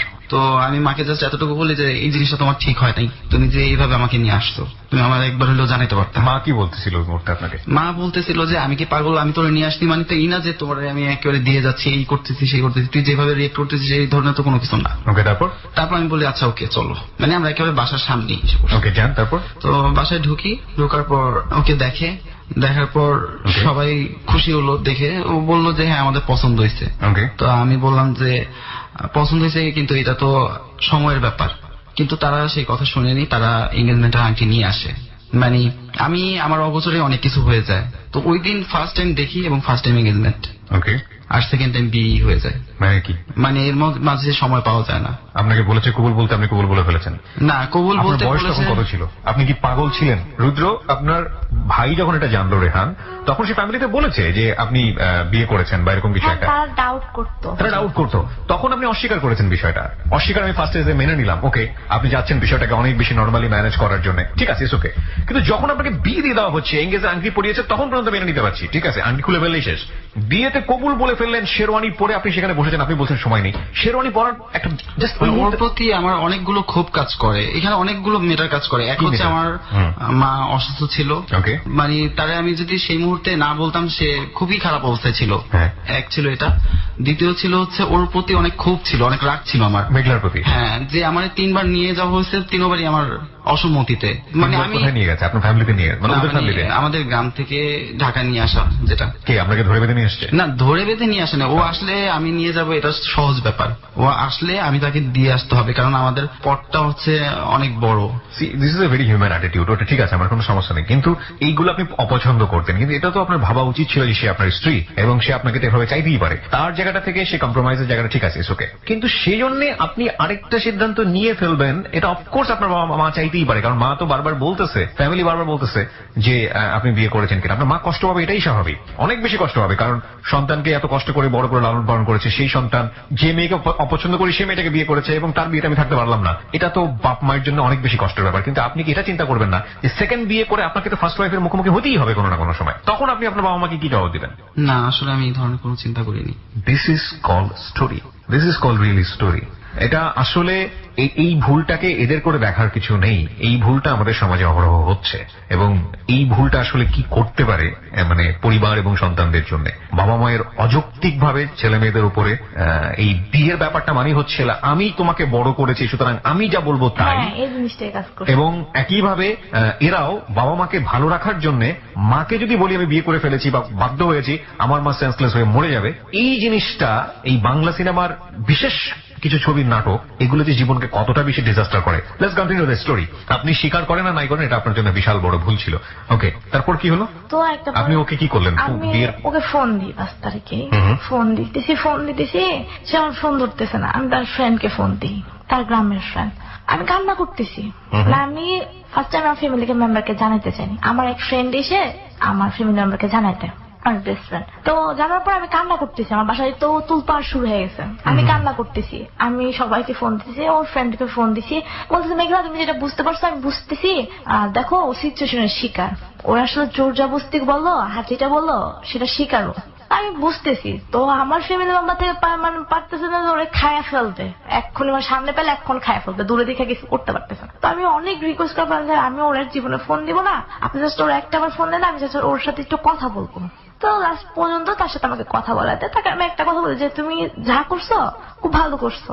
আর আমি জানি না কেন হয়েছে কাজগুলা, কারণ আমার মধ্যে কাজ করতো যে একটা ছেলেকে কখনো জোর করে বিয়ে দেওয়া যায় না। দিস ইজ রাবিশান স্যার, আমি নিজেও স্বীকার করি এটা কোনোভাবেই সম্ভব নয়, এটা কোনোভাবেই সম্ভব নয়। বাবা মাকে খুশি করা বলুক, যেটাই বলুক না কেন, দিস ইজ অ্যাবসলিউটলি রাবিশান স্যার, ওকে। তো পরবর্তীতে তাকে আমি বলি, তারপরে আমি বলি যে তুমি যেখানে থাকো না কেন তুমি পলায় যাও, আমার বাবা মা তোমাকে ছাড়বে না। এটা বললে আমি ফোন রেখে দেবো, বলে আমার বাসায় অনেক প্রবলেম চলতেছে, ও হয়তো প্রবলেমে ছিল, ফোন রেখে দেয়। তারপর তার সাথে আমার কোনো কন্ট্যাক্ট হয় না। ঠিক 7 তারিখে আমার বাসার মধ্যে আমার চাচাটা সবাই এসে বসে, জিনিসটা জানাজানি হয়ে গেছে, এসে আমার বসাইছে, এবার ঠেলা সামলাও। তো আমার বলতেছে এখন কি করবা। এর মধ্যে ওর কন্ট্যাক্ট নাম্বার গুলো অফ করে ফেলছে, ওর সাথে আমার যোগাযোগ হইতেছে না। তো আমার মনে একটা পর্যায়ে আমার বিশ্বাসটা কাজ করতেছে যে আমার এত লাভ করতো, তার সাথে আমার 3 তারিখও কথা হলো, এমন কথা হলো যে সে আমাকে বলতেছে যে মেঘলা তোমাকে লাইফে কিচ্ছু দিতে পারি নাই। সে কান্না করতেছে, মানে বরাবর কান্না করে যেতেছে, কান্না করে বলতেছে মেঘলা তোমার লাইফে কিছু দিতে পারি নাই, তোমার আমি বোর মর্যাদা দিতে পারতেছি না, হ্যাঁ না তেন না, তুমি অনেক ভালোভাবে পড়ালেখা করো, তোমার লাইফ অনেক বড় হতে হবে। 3 তারিখে কথা বললো, সে 5 তারিখে বিয়ে করে ফেললো। তা আমার বিশ্বাসটা কাজ করতেছে যে ওর হয়তো ফ্যামিলি মেম্বাররা জোর করে বিয়েছে। ও আমাকে লাস্ট কথায় বলছে যে আমি তোমার কাছে ফিরে আসবো ওই বিয়ের দিন 5 তারিখে। তো আমার ফ্যামিলি মেম্বারের সাথে আমি বরাবর মানে ঝগড়া যুদ্ধ যেটাই বলে সেটা করে আমি বাসার থেকে বের হয়েছে। না আমার আম্মু বলে তুমি যদি এরকম করো বা তুমি এখনো ওর মানে সবাই আমাকে দোষারোপ করে, তুমি এখনো ওর সাপোর্ট কেন করো? তুমি বিয়ে করে ফেলছে, তুমি সাপোর্ট কেন করতেছো আমাদের সামনে, তার গল্প কেন করতেছো? তা একটা পর্যায়ে রাগারাগি করে আমি বাসা থেকে বের হয়ে যাই, বের আমার ফ্রেন্ডের বাসা থাকা শুরু করি। এদিকে আমি বাসায় আমার মধ্যে কারোর সাথে যোগাযোগ করি না, ওর সাথেও যোগাযোগ করি না। তো ওর নাম্বার তো বন্ধই। তো ওর একটা ফ্রেন্ড, ওর সাথে আমার যোগাযোগ হয়। আমার বাসায় আমি নক করতেছি, আমার ফোন ধরতেছে না। আমার আম্মুকে ফোন দিতেছে, আমার ফোন ধরতেছে না। মানে এক হিসাবে বলা যায় যে আমি কি অপরাধ করে ফেলছি, আমি এখন নাস্তা হয়ে গেছি। তো আমি আমার ফ্রেন্ডের বাসায় থাকতেছি। ফ্রেন্ড খুব ভালো। 12 তারিখ মেবি 10 কি 11 তারিখে রুদ্র আমাকে ফোন দেয়। ফোন দেওয়ার কথা হয়, ফোন দেওয়ার পর আমি মানে আসমান থেকে পড়ি। সে আমাকে ফোন দিছে, প্রচুর কান্না করি। সে আমাকে মানে আমার কাছে মাপটা যা যাওয়ার চায়, সে আমাকে এরা বলে যে আমার কাছে ফিরে আসবে সে। তাই মনে বলে না, আমার কাছে ফিরে আসা তোমার কোনো দরকার নেই, তুমি যেরকম ছিল সেরকমই থাকো। স্টপ, আমি একটু রুদ্র আপনার কাছে যাই। আপনার সঙ্গে বিয়ে হওয়ার পরে আপনার সেকেন্ড ওয়াইফ, তার সঙ্গে আপনার বাসর ঘর হয়েছে? হ্যাঁ, বাসর ঘর। ওকে, আপনি তার সঙ্গে স্বামী স্ত্রী সম্পর্কের মধ্যে গিয়েছেন? না, আমি বাসর ঘর হলে স্বামী স্ত্রী সম্পর্কের মধ্যে যাননি, আপনি এটা কি বলতে চাচ্ছেন? বাসর ঘর হলেই যে স্বামী স্ত্রীর সম্পর্ক হয় তা তো না। তাহলে কি বলেছেন তাকে? তার সাথে কথা হয়েছে আমার রাতে, বিভিন্ন ব্যাপার শেয়ার করছি, আমার ফ্যামিলিগত ম্যাটার গুলো শেয়ার করছি, আমার লাইফেরও কিছুটা শেয়ার করছি। আমি মেয়েটাকে অনেকভাবে শেয়ার করতে চাইছি ওর ঘটনাগুলো। আমি বিয়ের আগে এঙ্গেজমেন্ট আমি তো খুব কম সময় পেয়েছি। এঙ্গেজমেন্ট হয়েছে যেদিন ফার্স্ট দেখতে গেছি, বিয়ে হয়েছে তারপরেই। আমি এঙ্গেজমেন্টের পরে বিভিন্নভাবে ওর ছোট ভাই, তারপর ওর বড় ভাই, এদের কাছে আমি মোটামুটি শেরওয়ানি পরে আপনি মেয়েটার পাশে বসেছেন, মেয়েটা বউ সেজে আপনার পাশে বসেছে। এই যে অবস্থায় আপনারা থাকলেন, তখনও তো মেয়েটা জানেন আলটিমেটলি যে এই সিচুয়েশনটা কি, এবং আমি যত জানি আপনাদের স্টোরি, স্টিল মেয়েটা জানেন আপনাদের স্টোরি, রাইট? না, জানে, এখন জানে। বিয়ের 2-3 দিন পরে, জানাজানি বিয়ের 2 দিনের পরেই জানে। 2 দিন পরে জানতে পারে। তো এই সময়ের মধ্যে আপনাদের মধ্যে কোনো স্বামী স্ত্রী সম্পর্ক হয়নি? না, এরপর হয়েছে। ওকে, ফাইন। এত ভুল কিভাবে করে একটা ছেলে? আমার কথা হচ্ছে যে সে বাবা মায়ের পর্যন্ত, সে বাবা মাকে ম্যানেজ করার জন্য বিয়েটা করলো, তারপরে শারীরিক সম্পর্কটা কিভাবে ভুল করে হয়? আপনি আমাকে অ্যান্সারটা দেন। আপনি তো ওকে লাভ করতেন না? না, আপনি লাভ করতেন না? করতেন তো, স্টিল করেন। ওর প্রতি শারীরিক সম্পর্কটা কেন হলো? ওখানে তো আপনার বাবা মাকে, আমাকে জাস্ট অ্যান্সারটা দেন প্লিজ। ভুল করছেন বা করছেন, যেটা হয়েছে সিচুয়েশনটাকে বলতে হবে আপনাকে। আপনি যদি তাকে ওটুকু সময়ের জন্য স্ত্রীকে লাভ করে থাকেন, সেকেন্ড ওয়াইফকে, ওটুকু সময়ের জন্য আপনি যদি এগুলাকে ভুলে থাকতে পারেন, তাহলে this is the ultimate situation of your life. First 2 দিন যখন ওর সাথে আমি মেলামেশা করি না, তখনও আমাকে সেই ধরনের কোনো কিছু ওখানেও আপনাকে কেউ একজনকে বাধ্য করে সন্দেহ করে না, বা আমাকে সে ধরনের কোনো কিছু বলে না। যখন ওর সাথে হয়, ঘটনাটা ঘটে, তখন এমন অবস্থা, এমন সিচুয়েশন, মেয়েটা আমার দৃষ্টিতে মেয়েটা কোনো খারাপ, কোনো অন্যায় করেনি। তো অন্যায়টা করলে আমি করছি, আমি সেটা স্বীকার করি। সে তো আমার কাছে কোনো অন্যায় করেনি। যখন ওর সাথে কথা হয়, তখন মেয়েটা এমন সিচুয়েশন যে মেয়েটা মারাই যাবে। তখন ওকে আমার মানে আমাকে বাধ্য করতে হয় বোঝানোর জন্য যে না, আসলে ওটা আমার পাস্ট ছিল, তুমি আমার নিউ লাইফ। ভুলের স্টেজ গুলো দেখেন। মেয়েটাকে বোঝানোর জন্য মেয়েটার সঙ্গে একটা শারীরিক সম্পর্ক করে ফেললাম, এটা আরো একটা বড় ভুল। একটা হচ্ছে যে এখন কি তোরা দুজনের স্টেজে একসঙ্গে আছে, this is the right situation. মানে এতগুলো ভুল যে করে তাকে কোনোভাবেই মাফ করা যায় না। যাই হোক, আমি আসলে স্পিচলেস হয়ে যাচ্ছি। একটা মানুষ কিভাবে এতগুলো, সব মানুষকে আপনি কম্প্রোমাইজ করতে গিয়ে নিজের জীবনটাকে কেন মানে এইরকম কম্প্রোমাইজলেস করে ফেলছেন? বলুন, তারপর আপনার কি দাঁড়ালো? তো একটা পর্যায়ে ওর ওয়াইফের সাথে আমার কথা হয়, তো বললোই। তারপরের পাটে 15 তারিখে রাতে দুপুর পর্যন্ত ওর সাথে আমার কথা হইতেছে, মানে নর্মাল। আমি জাস্ট ওর রিকোয়েস্ট করছি, লাস্ট রিকোয়েস্টটা করছি, তোমার সাথে আমার কোনো, আমি তোমার কাছে কখনো স্ত্রী দাবি না দাঁড়াবো না, তুমি জাস্ট আমার সাথে কন্ট্যাক্টটা রাখো। আমি ওর জাস্ট এটা রিকোয়েস্ট করছি। এর মধ্যে আমার বাসায় কি হইতেছে না আমি জানতেছি না। আমি আমার ফ্রেন্ডের বাসায় থাকতেছি, তো সে আমাকে বলতেছে তোমার বিকাশ নাম্বার আমি টাকা পাঠাই দিই। হ্যাঁ, সেও মানে আপসেট নাকি আসলে আমি জানি না, হয়তো বা আপসেট। তো আমি 16 তারিখে সকালে ওর ফ্রেন্ড আমাকে ফোন দেয়, রুদ্র তো থানায়। তা আমি ভাবছি কি আমাকে হয়তো বা কোন একটা আরেকটা চাল চালতেছে ওরা। আপনি কি থানায়? তখন কিভাবে আপনাকে থানায় নিয়ে যাওয়া হয়? আমি আসলে জানতাম না। আমি যখন সন্ধ্যাবেলা ওর সাথে কথা বলি লাস্ট, দেন আমি আমার বাসায় ছিলাম। আপনি যেভাবে ভাবতেছেন আমার ওয়াইফের সাথে ওই ধরনের সম্পর্ক, আসলে ওই ধরনের সম্পর্ক ছিল না। ওই দিনই হয়তো বা আমাদের মধ্যে একটা ইয়া ছিল, বাট তারপরে আমি আমার বাসায় চলে আসি। মানে আমি পারতেছি না ওইখানে থাকতে, পারতেছি না এখানে থাকতে, আমার সিচুয়েশনটা এরকম। তো যখন আমি আমার বাসায় থাকি, তখন ওর সাথে আমার রেগুলার মোটামুটি কথা হয়। যেদিন লাস্ট কথা হয়, সেদিন রাতের বেলা আমি যখন আমার ঘরে থাকি, হঠাৎ করে পুলিশ আসে। পুলিশ এসে আমাকে ওয়ারেন্ট দেখায়, আমার নাম লেখা। আপনাকে ওয়ারেন্টে কি বলা হয়? আপনাকে যখন অ্যারেস্ট করে তখন কি বলা হয়? যৌতুক মামলার বলতেছে আমাকে আসামি। যৌতুক মামলার আসামি বলে আপনাকে? হ্যাঁ, এবং বলে যে আপনার নামে মামলা ছিল, আপনার ওয়ারেন্ট বেরিয়েছে। তো আমি বলি যে যেহেতু মামলাটা কে করেছে? আপনি করেছেন, মানে আপনার নাম দিয়ে করা হয়েছে, বাট আপনি জানলেন, আপনি তখনও জানেন না যে ওকে অ্যারেস্ট করা না, হয়েছে। মামলাটা কে করেছে? মামলাটা করেছে আমার আব্বু আম্মু। মামলাটা করেছে আপনার আব্বু আম্মু এবং আপনাকে না জানিয়ে করেছে। তখন আপনি আপনার ফ্রেন্ডের বাসাতে ছিলেন? হ্যাঁ, আমি আমার ফ্রেন্ডের বাসায়। আপনি এসে জানতে পারলেন যে ওকে অ্যারেস্ট করা হয়েছে? না, এসে না, আমি আমার ফ্রেন্ডের বাসায়। ওই অবস্থায় জানতে পারলেন? ওর ফ্রেন্ড, রুদ্র ফ্রেন্ডই আমাকে ফোন দিয়ে বলছে রুদ্র থানা। ওকে, তারপর আপনি কি করলেন? পরে যখন বুঝলাম যে জিনিসটা হয়তো বা সত্য, আমি বাসায় চলে আসি। বাসায় আসার পরে পরবর্তীতে আম্মুকে জিজ্ঞেস করলাম, হ্যাঁ মামলা হয়ে গেছে। কিভাবে মামলা করলো? আমাকে ছাড়া। আমার ধারণা আমি আমার ফ্রেন্ডের বাসায় চলে গেছি এই কারণে যে আমাকে ছাড়া মামলা হবে না। পরবর্তীতে আমি বলিবে আমাকে ছাড়া মামলা কিভাবে করলাম, কাজকে টাকা থাকলে সব হয়। তা আমি তো বরাবর কান্না করতেছি, কেন মামলা দিলা? ও যা অপরাধ করছে, আমি কান্না করতেছি, আমি মামলা ছুটাই ফেলবো। আমি রাগারাগি করতে, ঘরের জিনিসপত্র ভেঙে ফেলছে, আমি মামলা ছুটাই ফেলবো। তোর মামলা ছুটার সুযোগ দিলে না, তুই মামলা ছুটাবি। আমাকে বরাবর ঘরের মধ্যে বন্দি করে রাখা। Stupid thing. আপনারা এত স্টুপিড কেন হন? এই যে প্যারেন্ট যারা আছেন, অভিভাবক যারা আছেন, ওর বাবা আমাকে বলছি না, যারা এরকম ভুল করেন তাদেরকে একটু মানে সম্মানের সাথেই বলতে চাই, মানে এত স্টুপিডিটি কি নিজেদের বাচ্চাদেরকে নিয়ে না করলেই কি নয়? বিয়েটা কি এতটাই হেলা ফেলা জিনিস যে একটা কিছু দেখলাম রাতের বেলা সঙ্গে সঙ্গে বিয়ে দিয়ে দিব? আর মামলাটাও কি এত বড় একটা জিনিস যে এরকম কিছু করেছে ফেস টু ফেস মিট না করে, প্যারেন্টসরা মিট না করে মামলা দিয়ে দিব? ইভেন ওর বাবা মাকেও যদি বলি, ছেলে কি চাচ্ছে সেটাকে প্রাধান্য দিয়ে মানে জোর করে আরেকজনের সাথে বিয়ে দিলে সংসার সুখী হয়ে যাবে। নিজের সন্তান বড় করেছি বলে যাচ্ছে তাই করবো তাদেরকে নিয়ে। Stupid thing. বলুন বলুন বলুন। তো পরবর্তীতে আমাকে এক পর্যায়ে মানে এখান থেকে আমি কারোর সাথে কন্ট্যাক্ট করতে পারতেছি না। ওদের ফ্যামিলি মেম্বার আমার ফোন নিয়ে নিতেছে। দিনের বেলা আমার ফোন নেই, রাতের বেলা যদি আমি চুরি করে একটু নিয়ে আসি, তাও মনে করো হয়তো ওর ফ্যামিলি মেম্বার ঘুমায় যেতেছে, রুদ্র ফ্যামিলি, আমি কারোর সাথে কন্ট্যাক্ট করতে পারতেছি না। এবং আমার বাসায় আমার কোচিং টোচিং টোটালি বন্ধ। সপ্তাহে একদিন যেতেছে, আমাকে কলেজের দারোয়ানকে বলে আসতেছে ও কলেজ বাস ঢুকবে, আবার কলেজ বাজে বেরোবে। বুঝতে পারছি, বাসার সিচুয়েশন এরকমই হয়। আমি রুদ্র আপনার কাছে যাচ্ছি, একটা জিনিস আমাকে বলেন, আপনার ওয়াইফ তো সেকেন্ড ওয়াইফ 2 দিন বা 3 দিন পরে ওর সাথে কথা বলে ওর পুরো ব্যাপারটা জানলো, তার রিয়াকশন কি ছিল? তার রিয়াকশন ছিল ফার্স্ট টাইম সে মেনে নিতে পারে না। তা আমি তারে বুঝাই, এটা সত্যি কথা যে আমি তারে বিভিন্ন আশ্বাস দিয়ে বুঝাই। আমি বলি যে দেখো আমার লাভ ছিল, বাট বিয়ে ব্যাপারটা অস্বীকার করি, বিয়ে ব্যাপারটা স্বীকার করি না। কজ আমার মনের মধ্যে একটা ভয় কাজ করে যে আমি কি করলাম হুট করে, এখন আমি যদি এদিকে যাই এদিকে সমস্যা, এদিকে যাই এদিকে সমস্যা। তো আমি জাস্ট আমার থিং ছিল আমি এখানে আসি, আমি আপাতত এই ব্যাপারটা সামলাই, দেন আমি ওর সাথে বসে মিট করে ব্যাপারটা আমি সামলাবো, বা আমার যারা ফ্রেন্ড সার্কেল আছে আমি তাদের সাথে আলোচনা করবো ব্যাপারটা নিয়ে। আমি সেই সুযোগটার অপেক্ষায় ছিলাম।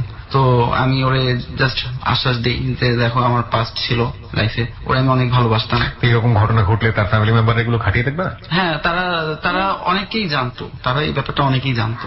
জানতো মানে বিয়ের ব্যাপারটা ও পরবর্তীতে যখন ওই যে মেয়ে যে মেয়ের বিয়ে করছে, সেই মেয়েটার ভাইটা, ওই যে ভাইটা তো আমার ফার্স্ট টাইম থেকে জানতো ওর সাথে আমার বিয়ে হয়ে গেছে ফেসবুকের মাধ্যমে। তো সেই ক্ষেত্রে তো সে জানে। তো আমার কোশ্চেনটা আমার মানে বিবেকের মধ্যে ক্লাস করে, যে মেয়ের ভাই আমার বড় ভাই যদি জানে ছেলেটা ম্যারিড, তো আমি কেন বিয়ে দিব? আমি আমার ছোট বোনকে কেন বিয়ে দেবো একটা ম্যারিড ছেলেটাকে? অনেক জটিলতা। কিন্তু আপনার কথা হচ্ছে আপনি মহিলাটাকে, আপনার সেকেন্ড ওয়াইফকে বোঝালেন যে আপনি আসলে বিয়ে করেননি? না, তার সাথে আমার রিলেশন ছিল এবং আমি তাকে লাভ করতাম, এটা বলছি, এটা স্বীকার করছি যে তাকে আমি লাভ করতাম অনেক। আর আপনার হাজবেন্ড আপনাকে এটা বুঝিয়েছে যে আপনি পরিস্থিতি শিকার, সঙ্গে সঙ্গে আপনি তাকে মেনে নিয়েছেন? আমি তাকে মেনে নিয়েছি বলতে আমি তাকে বলছি তুমি তোমার মতো যদি এভাবে হ্যাপি থাকতে চাও, আমি কষ্ট পেয়েছি তাহলে আমি বকতেছি, কিন্তু আমি তাকে বললাম তুমি ওর মতো যে হ্যাপি থাকতে চাও তুমি থাকো তোমার মতো। জীবনটা আসলে এত সোজা। ওকে, আমরা শেষ পার্টে ফিরে আসবো শ্রোতা, কিন্তু শেষ পার্টটা আসলে স্টোরি অফ দ্য ডে, মানে এটাই হচ্ছে আসল স্টোরি। আমরা খুব অল্প সময়ের জন্য ফিরবো। পরিস্থিতি আসলে শেষ পর্যন্ত কি হয়েছে এটা আপনি চিন্তা করতে পারবেন না। ও কিন্তু জেলে তখন। হ্যাঁ, আমরা এই গল্পে এই জায়গাটাতে ছিলাম। আমরা ফিরে আসতে চাই ছোট্ট একটা বিরতির পর, মাত্র 5 মিনিটের বিরতি। এদেরকে এই কাপলকে যদি আপনি দেখতে চান চলে আসতে পারেন আমাদের ফেসবুক পেজে। আমাদের ফেসবুকের ঠিকানা হচ্ছে www.facebook.com/hello8920। আরো একবার বলছি www.facebook.com/hello8920। এখানে চাইলে আপনার স্টোরিও লিখে আমাকে পাঠাতে পারেন আমার ইনবক্সে। অবশ্যই আপনার সেল নাম্বারটি দিতে ভুল করবেন না। আর এই পেজটিতে যাওয়ার পরে লাইক দিয়ে দিলে আপনি আমার যে অনুষ্ঠানগুলো আছে রেডিওতে প্রত্যেকটি অনুষ্ঠানে অংশগ্রহণ করা থেকে শুরু করে আমার সঙ্গে সরাসরি কানেক্ট থাকতে পারবেন। ফিরে আসছি ঠিক 5 মিনিট পর। 5 মিনিট পর প্রিয় শ্রোতা আমরা আবারও ফিরে এসেছি ক্লোজ আপ প্রেজেন্স হ্যালো 8920-তে। আমি আরজে কিবরিয়া আপনার সঙ্গে রয়েছি এবং আজকে এখানে মেঘলা ও রুদ্র রয়েছে তাদের জীবনের গল্প নিয়ে। বিভৎস ভয়ানক এক গল্প, এবং সেই গল্পের শেষটা আমরা জানি না। এখন যে জায়গাটায় দাঁড়িয়ে আছি সেই জায়গাটাতেই আমরা আবারও ফিরতে চাই। মেঘলা, বিয়েটা হলো কত তারিখে রুদ্রর? আগস্টের 5 তারিখে। আগস্টের 5 তারিখে। ডেটটা ঠিক আছে রুদ্র? হ্যাঁ, ডেট ঠিক আছে। ওকে, আগস্টের 5 তারিখ মানে আমাদের সেপ্টেম্বর, অক্টোবর, নভেম্বর, মাত্র 3 মাস আগে বিয়ে হয়েছে। এই 3 মাসের পরিস্থিতিটা কি? ও তো এখন জেল থেকে ছাড়া পেয়েছে, আমরা সেই জন্য স্টুডিওতে। ও জেল খাটলো ও কতদিন? জেলে ছিল 1 মাস 3 দিন। এর মধ্যে আমি অনেকবার ট্রাই করছি ওকে জামিন করায় ফেলবো। নিজে থেকে ট্রাই করেছে? আমি নিজে থেকে ট্রাই করছি বাসা থেকে পলায় চলে যাবো, আচ্ছা, পলায় চলে ওরা জামিন করে দিব না। আমার খুব কষ্ট হইতো জিনিসগুলো, যে ওর জিনিসগুলো আমি সব জানতাম। ও মানে কিছু কিছু জিনিস আসলে ও সহ্য করতে। নাও টেল মি, আপনার মা যখন আপনি জেলে গেলেন, উনি তো আপনাকে চেয়েছিল অনেক বেশি সুখী করতে, নিজেরা সুখী করতে, ওনার অবস্থা কি? আমার মায়ের শারীরিক অবস্থা খুব খারাপ ছিল, স্ট্রোক করছিল একবার। তো আপনি এটা জানতেন না যে দুটো বিয়ে করলে আপনার জেল হতে পারে, তখন আপনার মা স্ট্রোক করতে পারে? আসলে ওদের সাথে আমার সে ধরনের কোনো কমিটমেন্ট ছিল না। তারা আমার বরাবরই বিভিন্ন ধরনের আশ্বাস দিয়ে আসছিল, কে? ওর মা এবং ও। মেঘলার মা এবং প্রবলেমটা- শেষ করে ওকে ফ্লোর দেন। ওর প্রতি আমার টোটালি কনফিডেন্স ছিল যে আমি কোন একটা অন্যায় করলে বা কোন একটা ভুল করলেও সেটা যে ভুল হইতেছে বা সেটা যে কি কারণে হচ্ছে সেটা ও বুঝতে পারবে, আমার ধারণা ছিল এরকম। সেকেন্ড ছিল হচ্ছে ওর মা আমার সবসময় আশ্বাস দিত, বিভিন্ন ধরনের আশ্বাস দিত এই ধরনের ব্যাপারে। কি আশ্বাস দিত? আশ্বাস দিত যে ডিরেক্ট বলতো যে তুমি টেনশন করো না বাবা, আমরা ওরকম ফ্যামিলির না যে তোমাকে কোনো প্রবলেম ফেস করতে হবে, আমার মেয়েকে ছেড়ে গেলে যে তুমি প্রবলেম ফেস করবা তা না, ধরনের প্রবলেমেও পড়বা না, এই ধরনের আর কি আশ্বাস দেওয়া। মানে এটা ছিল এরকম যে তুমি যদি আমার মেয়েকে ছেড়েও দাও তাহলে কোনো আমি প্রবলেম? তোমাকে পুলিশ টুলিশের ঝামেলা না, আমি তোমাকে এটাতে একটা স্টোরি আছে, এটা শর্ট স্টোরি না। ওর একটা প্রবলেমের কারণে ওর প্রায় আমাকে এটা মানে বলতো, আমাকে যদি তুমি কখনো এরকম করো, আমাকে যদি তুমি কখনো এরকম, তাহলে আমি আমার সাথে সেই জিনিসটা শেয়ার করতাম। তো দেন আপনার মা ওকে সান্ত্বনা, আপনার মা ওনাকে সান্ত্বনা দিয়েছে। সো দ্যাটস ওয়াই আপনি চিন্তাই করেননি যে আপনার আমি সবসময় বলতো না যে তুমি ওকে ছেড়ে চলে গেলে আমরা এগুলো করবো না। ও বলতো আমরা সেরকম ফ্যামিলির মেয়ে না। সবাই বলে, আমরা কিন্তু আলটিমেটলি শেষ পর্যন্ত তাই হয়। যাই হোক, তো আপনি ছাড়ানোর চেষ্টা করতেন? হ্যাঁ, ছাড়ানোর চেষ্টা করতাম। তো আমি যেভাবে পারতাম ওদের মানে প্রতিটা দিন আমি ওদের কারো না কারোর সাথে কন্ট্যাক্ট করতাম। রুদ্রকে দেখতে গেছো রাতের বেলা, দিনের বেলা আমি পারতাম না। আমাকে কোর্টে নিয়ে যে যাওয়া হইতো, সিএনজির মধ্যে এক পাশে আমার আব্বু, এক পাশে আমার আঙ্কেল, মাঝখানে আমাকে বসায় নিয়ে দিত। ওদের কারণে আমি ভেগে চলে যাবো। তো তবু আমি অনেক ট্রাই করছি। আচ্ছা, 1.5 মাস পর আপনি কিভাবে বের হলেন? আমি যখন জেলে থাকি তখন আমাকে বিভিন্নভাবে ইনফরমেশন দেওয়া হতো যে ওরা আমাকে আরো আটকে রাখতে চায়, আরো আটকে রাখতে চায়। জামিনটা কি ও করেছে নাকি আপনি করেছেন? না, জামিনের যে কাগজটা আমার কাছে আসে সেটার মধ্যে ও ছিল না, সেটা করায় আমার দুলাভাই। মানে এটা তো অন্তর্বর্তীকালীন জামিন, আমি যতদূর জানি এটা তো অন্তর্বর্তীকালীন জামিন। মানে আপনি এটা 1 সপ্তাহের মধ্যে হয়ে যায়, বাট আমার জন্য এত লেট হয়েছে কারণ তারা সর্বাত্মক চেষ্টা করছে আপনাকে আটকে রাখার জন্য। আচ্ছা, আপনি এই যে আপনাকে যখন জেলে দেওয়া হলো, আপনার সেকেন্ড ওয়াইফ তখন কি করেছে? সবাই তো ওকে দোষারোপ করছে। দোষারোপ না, আপনার সঙ্গে দেখা করেছে জেলে গিয়ে? আমি মানা করে দিয়ে। আপনি মানা করে দিয়েছেন। তারপরে ওই পরিবার থেকে আপনার মার সঙ্গে কি ব্যবহার করা হয়েছে? সেকেন্ড ওয়াইফের পরিবার থেকে না, কোনো খারাপ বিহেভ করে না, তারা বরং হেল্প করছে। দেন আমি বলতে দিতেছি এই কারণে যে আমার কাছে ক্লিয়ার হবো, তো জেলে ছিল। তো ওর ফ্যামিলি মেম্বার সবার সাথে আমি কন্ট্যাক্ট করতেছি, মানে কম বেশি ওর মানে ফ্যামিলি মধ্যে কাজিন, ছোট ভাই রেহান, ওদের সাথে সবার সাথে কন্ট্যাক্ট হইতেছে। লাস্ট পর্যায়ে ওর ছোট ভাই আমাকে ফোন দিয়ে বলে, দেখো আর কত চালাবা, আমার মা স্ট্রোক করছে আর রুদ্র অনেক অসুস্থ, ও জেলখানা হসপিটালে ভর্তি। এই কথাটা শুনে আমার খুব কষ্ট লাগে। আমি তার সাথে কথা বলতে ফোন রেখে দিই। পরের দিন ওর মানে লাস্ট যেদিন জামিন হয়েছে তার আগের দিন, তো আমার মধ্যে একটা জিনিস কাজ করে যে সবারই তো মা আছে। এখন আমার মধ্যে কাজ করে যে ওর মা যদি আল্লাহ না করুক যদি স্ট্রোক করে মারা যায়, তখন তো একটা আফসোস থাকে কার ভুলের জন্য মারা যাবে, ভুলের জন্য ভুলের জন্য ওর অবশ্যই রুদ্র ভুলের জন্য মারা যাবে। কিন্তু আমার ভিতরে কাজ করতেছে যদি মারা যায় তাহলে তো একটা থাকবে যে তার ছেলেকে সে দেখে না দেখে মারা গেল, আমাকে সারা মামা বুঝতে পেরেছে, আমাকে সারা জীবন হয়তো বা একটা কি সেন্টিমেন্ট, চারপাশে শুধু সেন্টিমেন্ট আর ইমোশন, বাট লজিকের ধারে পাশে কেউ নেই। আপনি কিছু বলতে চাচ্ছিলেন রুদ্র, বলেন। মানে জামিনের ব্যাপারে যে কথাগুলো বলতেছে আমি আসলে সেভাবে শুনি নাই। আমার জামিনটা নেওয়া হয় হচ্ছে বার সভাপতির মাধ্যমে। বাই দ্য ওয়ে, আমি শুধু একটা জিনিস ক্লিয়ার হতে চেয়েছিলাম, আমি ক্লিয়ার রাইট নাও, যে আপনি যেটা জানেন যে আপনার জামিনটা আপনার ফ্যামিলি মেম্বাররা করেছে, আর ও যেটা বলতে চাচ্ছে সামহাউ ও কোনো না কোনো ভাবে আমি হেল্প করছি বলতে, ও বলতেছে বার সভাপতি করেছে, কিন্তু আমাদের লয়ার কেউ জানে না, জাস্ট খালি মাঠে আপনার অন্তর্বর্তীকালীন জামিন আছে, রাইট? হ্যাঁ। আপনি এখন পর্যন্ত আপনার জায়গা থেকে মামলা ডিসমিস করেননি। আপনি এত ভালোবাসা দেখাচ্ছেন, এখন পর্যন্ত মামলা ডিসমিস করেননি কেন? মামলা ডিসমিস করে ফেলছি। আজকে আপনি মামলা ডিসমিস করেছেন, পরিবারের সম্মতিতে মামলা ডিসমিস করেছেন? না, পরিবারের সম্মতি নিয়ে করেননি। কারণ আপনার পরিবার এটা জানে যে আপনি মামলা ডিসমিস করে এখানে এসেছেন? হ্যাঁ, এটার জন্য আজকে অনেক প্রবলেম হয়েছে। আজকে মামলাটা ডিসমিস হয়েছে। ডিসমিস বলতে মানে সবাই জেনে গেছে যে আমি ডিসমিস করার জন্য আমি কোর্টে বলেও ফেলছি আমি মামলা প্রত্যাহার করে ফেলবো। ওর এখন স্থায়ী জামিন হয়ে গেছে। স্থায়ী জামিন হয়ে গেছে, এটা কি সত্য রুদ্র? হ্যাঁ, এখন স্থায়ী জামিনে আছেন। আপনার সেকেন্ড ওয়াইফ স্টিল আপনার সঙ্গে আছে? আছে আপনার সঙ্গে। সে কি চাচ্ছে? এই ঘটনাটা আজকে ঘটছে, তারপর থেকে আমি এখন পর্যন্ত তার সাথে যোগাযোগ করেননি। আপনার এই যে বের হওয়া অন্তর্বর্তীকালীন জামিনের সময়টাতে, এই সময়টাতে আপনার ওয়াইফের সঙ্গে তো আপনার যোগাযোগ ছিল, সেকেন্ড ওয়াইফের সঙ্গে, সে কি চাইতো? সে সবসময় চাইতো যে বিভিন্ন ভাবে বোঝাতো, মানে আলটিমেটলি কি সে সংসার করতে যাচ্ছে আপনার সঙ্গে? সংসার করতে চাচ্ছে অ্যাজ এ সেকেন্ড ওয়াইফ হিসেবে, নাকি ওকে ডিভোর্স দিতে বলছে? Clear cut answer. হ্যাঁ, ডিভোর্স দিতে বলতেছি। ওর কাছ থেকে শুনতে চাই আমি। ডিভোর্স দিতে বলছেন? বলেন, আপনি বলেন। ডিভোর্স দিতে বলছে? ওকে, ডিভোর্স দিতে বলছে। ডিভোর্স দিতে বলছে, এই অবস্থায় ও এখনো কিছু করেনি, আপনি ওকে জামিন করে নিয়ে আসলেন, কেন করলেন? ডিপোজ দিতে বলতেছে, আমি ফার্স্টে বুঝতে পারতেছিলাম যে ওর ফ্যামিলি মেম্বাররা আমাকে ডিপোজ দিয়ে দেবে, আর এখন আমার সিচুয়েশন এরকম আছে আমার বাবা মা ওর কাছে দিবে না, বা ডিপোজ হয়ে যাক বা ওকে শাস্তি দিবে, ওকে আরো কয়েকটা মামলা। আপনি ওকে পার্মানেন্টলি জামিনে কেন মুক্তি দিলেন?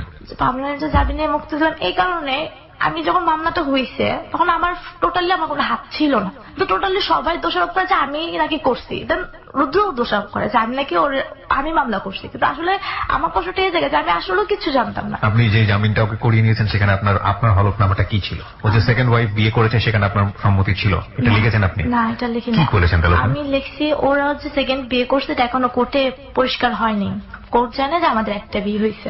আচ্ছা, দেন মানে সত্যতা বলতে কি আমি চাই ও মানে এই মামলা টামলা করে কোনো মানে পজিটিভ দিকে যেতেছে না। দেন আমার লাইফ মানে আমার এক্সাম চলে গেছে, আমাকে এক্সাম দিতে দেওয়া হয় না এই মামলার কারণে, আমার পড়ালেখাও চলছে, আমার কষ্টও পাইতে হইতেছে, আমার লাইফটাও নষ্ট হয়ে যেতেছে। তো সব মিলে আবার আমি সবচেয়ে বড় জিনিসটা আমি চাইতেছিলাম না যে আমাদের ডিভোর্সটা হোক, সে তার মতন হ্যাপি থাকতে চায় থাকুক, তো আমি সেই ডিসিশনটা নিয়ে আমি এই মামলাটা উঠাইতে চাইছি, ওর সম্মতি নিয়ে দুজন মিলে যে লয়ার ধরে আমাদের কমিটমেন্ট ছিল যেরকম যে আমরা সংসার করব, আমাদের হাজবেন্ড ওয়াইফের মধ্যে ভুল বুঝাবুঝি হয়েছে, আমরা এখন আমাদের সমাধান হয়ে গেছে, দেন আমরা সংসার করব।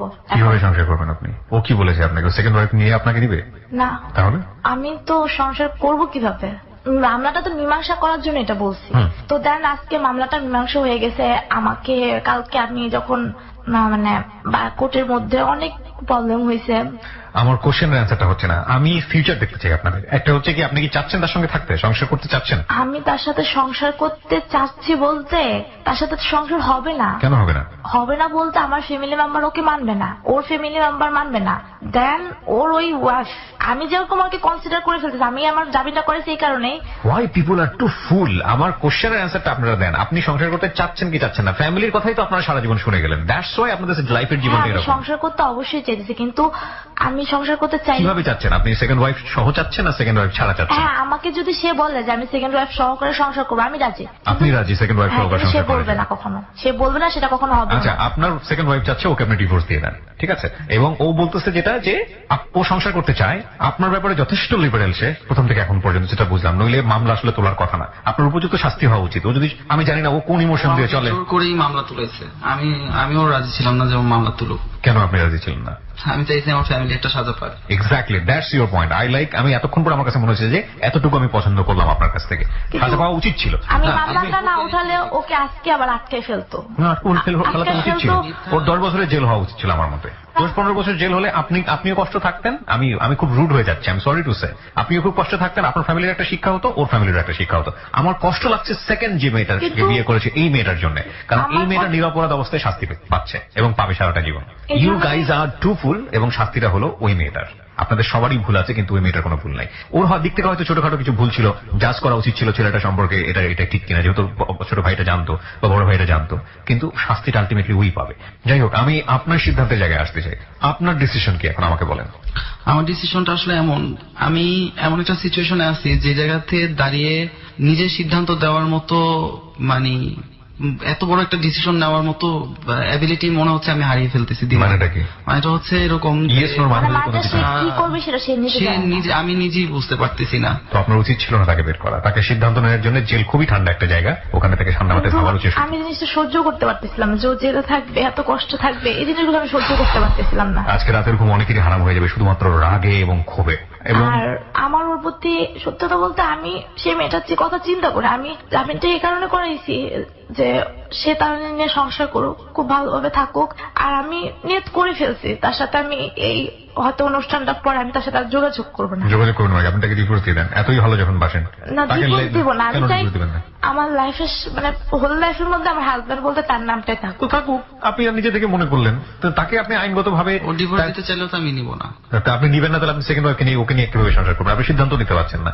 আমি সংসার this is very fullest attitude. মানে এই ইমোশন দিয়ে জীবন চলে না। মানে আপনাকে এতটাই বেশি ভালোবাসে যে মার সামনে মাকে অপমান করতে পারবে না বলে সেকেন্ড বিয়ে করে ফেললো, আবার জেলও খেটে ফেললো, মা দুবার স্ট্রোকও করলো, বের হয়ে আসার পরে এখন আপনাকে ডিভোর্স দিতে পারবে না, আপনিও ডিভোর্স দিতে পারবেন না, আবার সেকেন্ড ওয়াইফও ছাড়তে পারবেন না। C this is a rubbish thing I ever. মানে আমি হ্যালোইড নাইট ডুজের এত পচা জীবনের গল্প শুনি নাই কখনো। আমি রেগে যাচ্ছি বিকজ মানুষ এতটা ক্রেজি হয় কিভাবে? Why you people to crazy? আপনারা বিলিভ মি, আমি একটা ডিড লিখে দিতে পারি আজকে, একটা সার্টেন পিরিয়ড পরে দুজন দুজনের চেহারা দেখবেন না, আপনারা দুজন দুজনকে এত বেশি হেট করবেন বিকজ ইউ গাইজ মানে আপনারা অনেক ফুল এবং সোশ্যাল রিয়েলিটি এখনো ফেস করেন এবং খুব শীঘ্রই ফেস করবেন। অনেক বেশি ক্রেজি হয়ে যাবেন দুজন দুজনের প্রতি। এটা কি আমরা লাভ বলবো? এটা কি লাভ? দুজন দুজন মানুষকে এতটা ভালোবাসি, এতটা বেশি ডিজাস্টার ফেস করতেছি এবং তারপর দুজন দুজন মানুষকে কষ্ট দিচ্ছি আমাদের নিজেদের অ্যাটিটিউডে। আপনি আপনার অ্যাটিটিউডে কষ্ট দিচ্ছেন, ও ওর অ্যাটিটিউডে কষ্ট দিচ্ছেন। What is this? আমার জায়গা থেকে আমার কষ্ট দিই না, কষ্ট অবশ্যই দিয়েছেন। আপনি আপনার মাকে কেন কন্ট্রোল করতে পারেননি? আপনি বিয়ে কেন করলেন? ওই সময়টাতে যখন ওকে বিয়ে দেওয়া হলো, ও তো ওর ফেসটা তো আপনি বুঝতে পারতেন, ওর সিচুয়েশনটা আপনি বুঝতে পারতেন। কেন আপনি বিয়ে করলেন বলেন? আমি তো আমার মাকে অস্বীকার করছি যে আমি বিয়ে করি নাই। দেন ও আপনার মা যখন বিয়েটা দিচ্ছিল কাজীকে এনে, আপনি তখন কেন স্বীকার করলেন? তখন সে বলে ফেলছে আমরা একবার বিয়ে করে ফেলছি।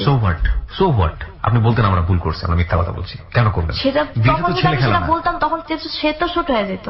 ছোট হতে কি হতে? এখন কি বড় হয়ে গেছে? এখন কত বড় হয়েছে আমাকে বলেন। জেল খাটার পরে আপনার হাজবেন্ড ওইটাই তো সবচেয়ে বড় ভুল ওইটাই ছিল। বড়, এখনো করছেন এই ভুলটা, এখনো করছেন, আপনিও করছেন, আপনিও করছেন, দুজনেই করছেন, দুজনেই ভুল করছেন। সো আপনারা জানেন আসলে সিদ্ধান্ত কি হওয়া উচিত। আর কারো কিছু বলার আছে? আপনার আছে? কি বলার আছে? আমার সিদ্ধান্ত হলো সে এখন তার সেকেন্ড ওয়াইফ নিয়ে খুব ভালোভাবে সংসার করুক, আর আমি আমার মতনই থাকবো। হয়তো বা আমার একটা সিচুয়েশন এসে গেছে যে আমার ফ্যামিলি মেম্বার আমাকে অ্যাকসেপ্ট করবে না। মানে আজকে আমার কোর্টে যে বিয়ে বা যে এত করতে হয়েছে, যে কষ্ট করতে হয়েছে ওকে জামিন করার জন্য, তারপর থেকে হয়তো আমাকে হয়তো তেজ করলে যেটা বলে সেটাই করবে। তো আমি হয়তো কোথাও ধরে চলে যে একা একা সংসার করবো, একা একা থাকবো, একা একা পড়ালেখা করবো, সবকিছু একা একা করবো। সে তার সেকেন্ড ওয়াইফ নিয়ে সুখে থাকুক। হুমায়ুন আহমেদের একটা গল্পর কথা মনে পড়ে গেল। আমাদের প্রবাদ প্রতিম লেখক, যাকে আমরা এত বেশি শ্রদ্ধা করি, কোন একটা নাটকে দেখেছিলাম যে এরকম শাস্তি আসলে পাওয়া উচিত। মানে হাজব্যান্ডের ফার্স্ট ওয়াইফ থাকা অবস্থায় সে দ্বিতীয় বিয়ে করে শহরে এসে, এবং বিয়ে করার পেছনের কারণ ছিল যে তার ফার্স্ট ওয়াইফের কোনো বেবি হয় না। দ্বিতীয় ওয়াইফকে সে বাড়িতে আসে তারপরে, এবং আসার পরে তার প্ল্যান থাকে যে ফার্স্ট ওয়াইফকে সে বিষ খাইয়ে মেরে ফেলবে, এবং সে খুব আদর করে তাকে বিষ খাওয়ায়। বিষ খাওয়ানোর পরে নাটকে জাহিদ হাসান এবং শাওন অভিনয় করেছিলেন, অনেকে হয়তো স্টোরিটা শুনে মনে পড়বে আপনাদের। বিষ খাওয়ায়, এবং বিষ খাওয়ানোর পরে যেটা হয়, স্ত্রী মারা যায়। তো ফার্স্ট ওয়াইফ যখন মারা যায়, সে খুশিতে বাকবাকুম করতে করতে সে শহরের পথে রওনা হয়, এবং রওনা হওয়ার এক পর্যায়ে সে ফোনে জানতে পারে যে তার প্রথম স্ত্রী আসলে মারা যায়নি। তার প্রথম স্ত্রী একটা লম্বা সময়ের জন্য সেন্সলেস ছিল, অর্থাৎ সে অনেক বেশি শক পায় এবং ফিরে আসে। ফিরে আসার পরে তার সবচেয়ে ভয়ের জায়গাটা যেটা ছিল, সেটা হচ্ছে তার স্ত্রী তো বুঝে গেল, প্রথম স্ত্রী, যে যাকে এত লাভ করে বিষ খাইয়ে দিল সে যখন আবার সেন্সে ফিরে আসলো, তখন প্রথম স্ত্রী কি করতে পারে? প্রথম স্ত্রী সেন্সে ফেরার পরে তাকে কিছুই বলেনি, এবং তখন মানে যে হাজবেন্ড ছিল সে বারবার বলছিল যে আমার শাস্তি দাও, আমাকে জেলে নিয়ে পড়ো, আমাকে মানে যেভাবেই পারো আমাকে শাস্তি দাও। কিন্তু প্রথম স্ত্রী তাকে একটা বারের জন্য চোখ তুলে তাকায়নি এবং কোনো শাস্তি দেয়নি। এটাই হচ্ছে জীবনের সবচেয়ে বড় শাস্তি। শাস্তি দিলে আসলে নিজে থেকে বোঝানো যেত যে আসলে আমি তো শাস্তি পেয়েছি আমার অপরাধের জন্য, কোনো অপরাধের জন্য শাস্তি পাওয়া উচিত না, এবং এটাই হচ্ছে তার সারা জীবনের শাস্তি। That's happening for this girl, এবং আমার কাছে সামহাও মনে হচ্ছে যে রুদ্র সেটার যোগ্য না।